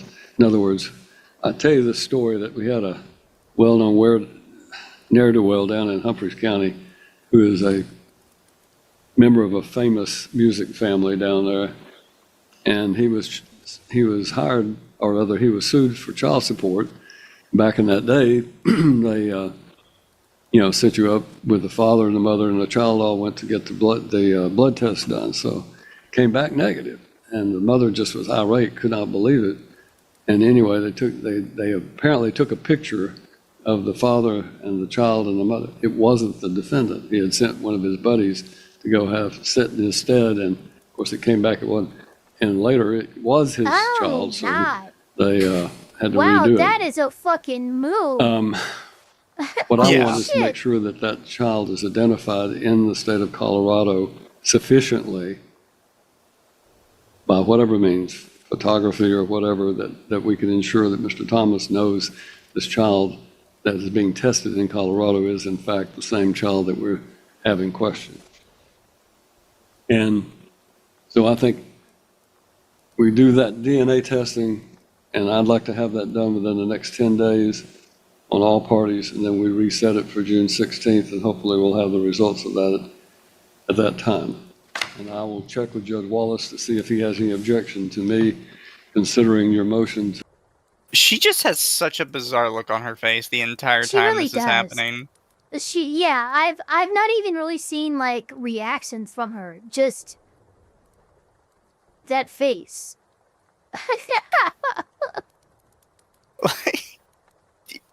I'm normally not one for like you need to like make an expression because you're kind of not supposed to. Actually, be really funny. This entire time, because we keep watching her like lean in, look at the screen and stuff like that. She's actually been trying to figure out how to get sound. She can't hear any of them. She hasn't heard anyone this entire time. She doesn't even think the court has started, and she's just playing Candy Crush. Yeah. It's the only thing that explains her fucking blank expression through this entire thing. She's really not shown any reaction. It's so weird. It's unnerving, is what it is. To modify Maybe his she doesn't order, know about this intel. and then we'll go from there. All the other motions, I would think, need to be heard on that same day. I realize it's an emergency type situation, and that's why I'm giving you the June date. I'm supposed to be in Humphreys County that month, so. Appreciate it, Judge. Anything else? If I may, Judge, and this kind of gets into temporary support, I don't want. You know what really kills me that I just noticed it? She has a lazy There's eye. this zoom thing up here in the courtroom. You can clearly see her face. Until you pointed it out, I didn't realize that was just being displayed in the courtroom. Holy shit. And from this distance, you can clearly see her face on screen, Yeah, you too. can do. Yeah. Oh my god, that's too funny. So it's not just like the judge and the attorney. Everybody else in this, like the bailiff, the opposing counsel, everybody could just see like her weird facial expression she's making. Oh man. Oh man. It's killing me now that I see it. Yeah, I'm not gonna not notice it now. It's just there on display for everyone. Oh man.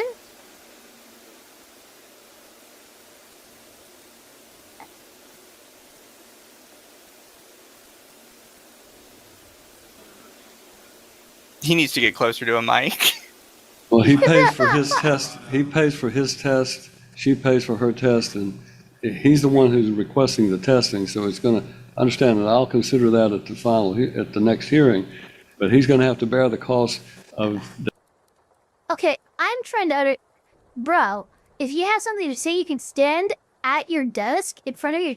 There's a microphone pointed literally at the chair you left to stand, not at the podium, to fucking talk. What are you doing? There's someone at the podium. If you have something to say, speak into your microphone at your table. There's no reason he should be entering the well. The test itself, she will pay for the test for herself and the 2 children.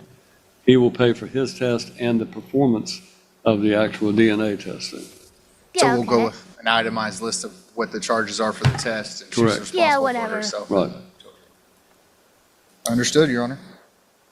Otherwise, the other option you Goddamn right, have it's is understood. tote that child back from Colorado, bring it here, and have all 3 of them, have all 3, your client and the 2 children, tested at LabCorp in the state she lives in. Understood, Your Honor. And I'm going to ask just one clarification and request to this court. If those are determined to be Mr. Thomas's children, can Ms. Thomas be reimbursed for her cost of the test? If they are Mr. Thomas's children, Yes, sir. She can make application for Sure, why reimbursement not? at that point in Understood. time. Normally, if someone contests that being their child, and it turns out they are, then they requested the DNA, they have to pay for it in the end result. But Yeah. as was pointed out, if he's incurring a great deal of expense to fight an adoption of a child he never consented to being adopted, then that may be a factor as well. So. Yeah, so Yeah, you I think created they a have it a mess. little backwards in that he is A little bit. contesting the parentage because she's saying Yes. he's not, sort of. Yes. So if it That was is on the what's other happening. foot and he was saying, this ain't my kid, I want a DNA test to prove it's not my kid, and it turns out it's his kid, then yeah, it does make sense that he would have to pay both people's costs. But it's the other way around. She's contesting that he's the father. No. and She he's said trying- no. She has contested that he is the father. I remember that for earlier from his argument. He was saying she claims that Mr. Thomas is the father Okay. of the newborn, In which that makes case, what it she may did be- even worse. Yeah. In that case, maybe he would be the one to pay for the full thing. Yeah, he The- would, because the he's the one who problem is, wanted like, it. The problem But, is, like the it's judge kind said, of this other thing that's going on. It's not that he wants this. He's I don't think he thinks, like, ultimately, I think it's a thing of, listen, there's probably been some proven unfaithfulness, and I need to know Yeah. from a legal standpoint, because if they're not my kids, I'm not gonna, 1, try to claim custody to them, and 2, give you child support for them. You have Exactly, given yeah. up one of these children before the DNA fit test could even happen, and you transferred them across state lines. If this is my child, which I don't know, this is a big problem. And so step 1, DNA test. That's what needs to happen. If they're my kids, I'll pay for the test. If they're not, you're responsible for the costs that you incur. Yeah. I guess we will see where it goes with this guy. She's still going to be on the back foot for this adoption thing. Yeah, no, she's in a lot of trouble for that. Like, I imagine she's not gonna be charged or anything, but like, I could, if I was a prosecutor, I saw that, I'd be like, you know what? We're gonna kind of look into that. I think that's a fucking Absconding felony. with the children is pretty bad. Absconding with the children to another state Giving is the child worse. away. Absconding to You the moving children from with Tennessee another to West state. Virginia and sending your baby to Colorado. Yeah. That's you guys started in the middle. You sent your baby in one direction, you fled in the other direction, and you think that this is okay? Especially when you're admitting the guy as the father. You're on like 5 or 6 levels of you fucked up at this point. Like, if there were circumstances like abuse crime, I could understand, but it doesn't seem like she's reported him for... No, he does have apparently some domestic violence charges and stuff. He has a pending contempt hearing or something like that. So, like, I imagine the father isn't great. But this doesn't... this case in this hearing isn't on the father. and whether or not he's, should be in custody. It's, is this person the biological father of these children?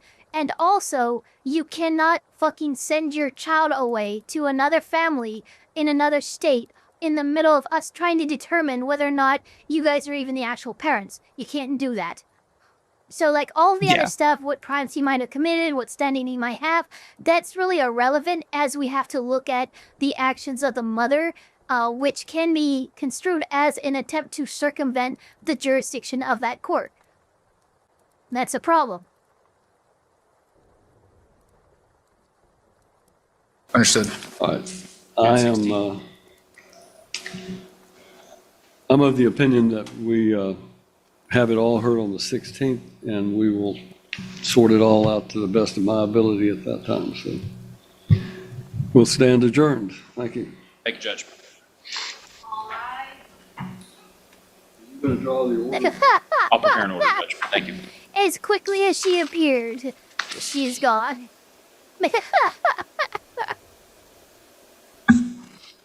Didn't say a word the whole time. Didn't say a word. I mean, that was impressive. And I am happy to hear that. Or not hear that, rather, bud.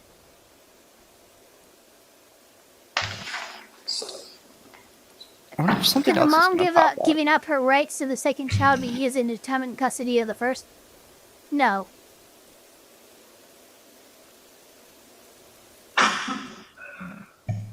Although, there is possibility that her absconding with the child could be used to determine her fitness.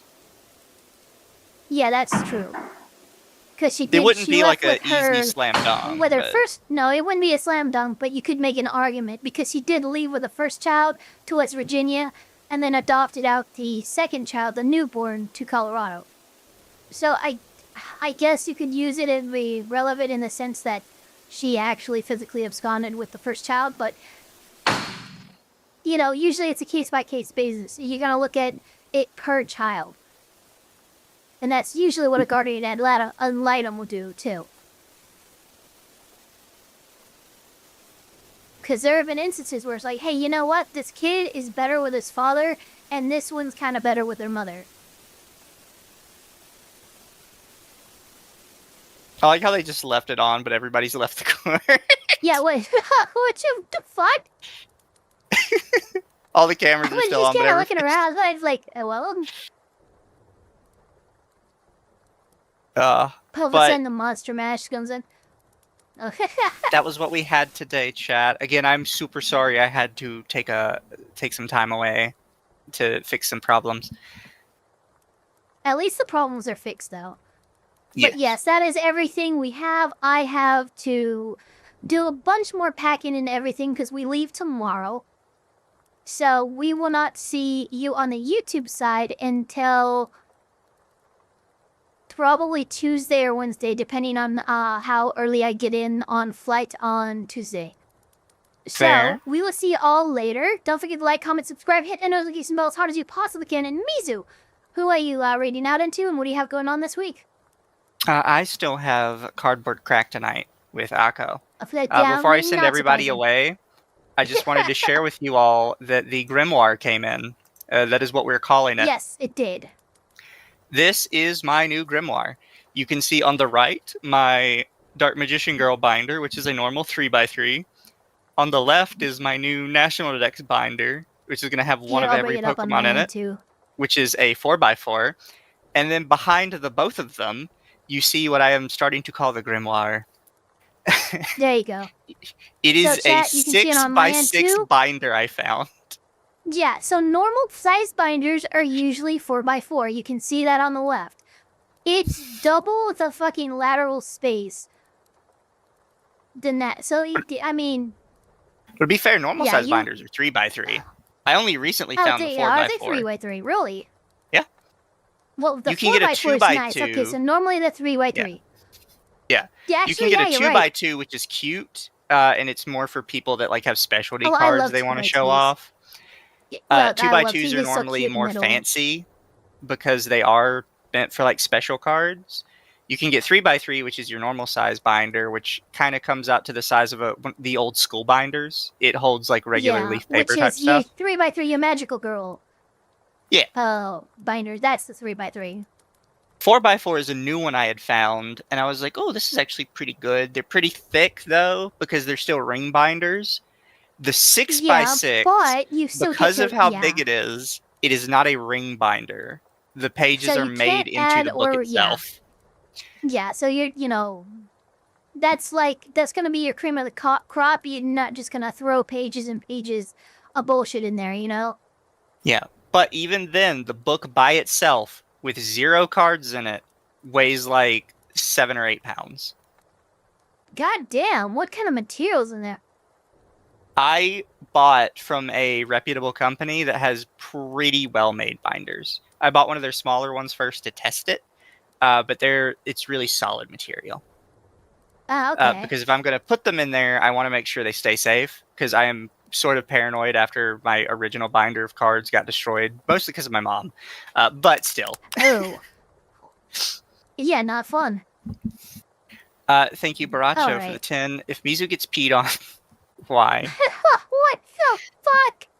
If Mizu get peed on, does he turn into a golden Mizu, a golden Pizu, if you will? Is golden Mizu tanned with a golden bikini? Been wondering this since the start of the stream. Dear God.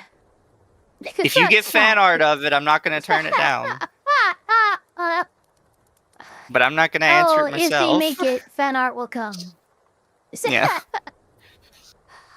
But alright, chat, I'm going to raid you guys out into Cinder. Artemis calls it the Puddlenomicon.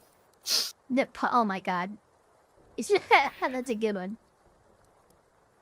Now, I may send you guys to Cinder as well. It depends who all is streaming. Get double rated. Yeah, I'll send you out to Cinder. Be good, everybody, and we will be back later for more cards. I do have some fun ones to show off tonight, if you are interested.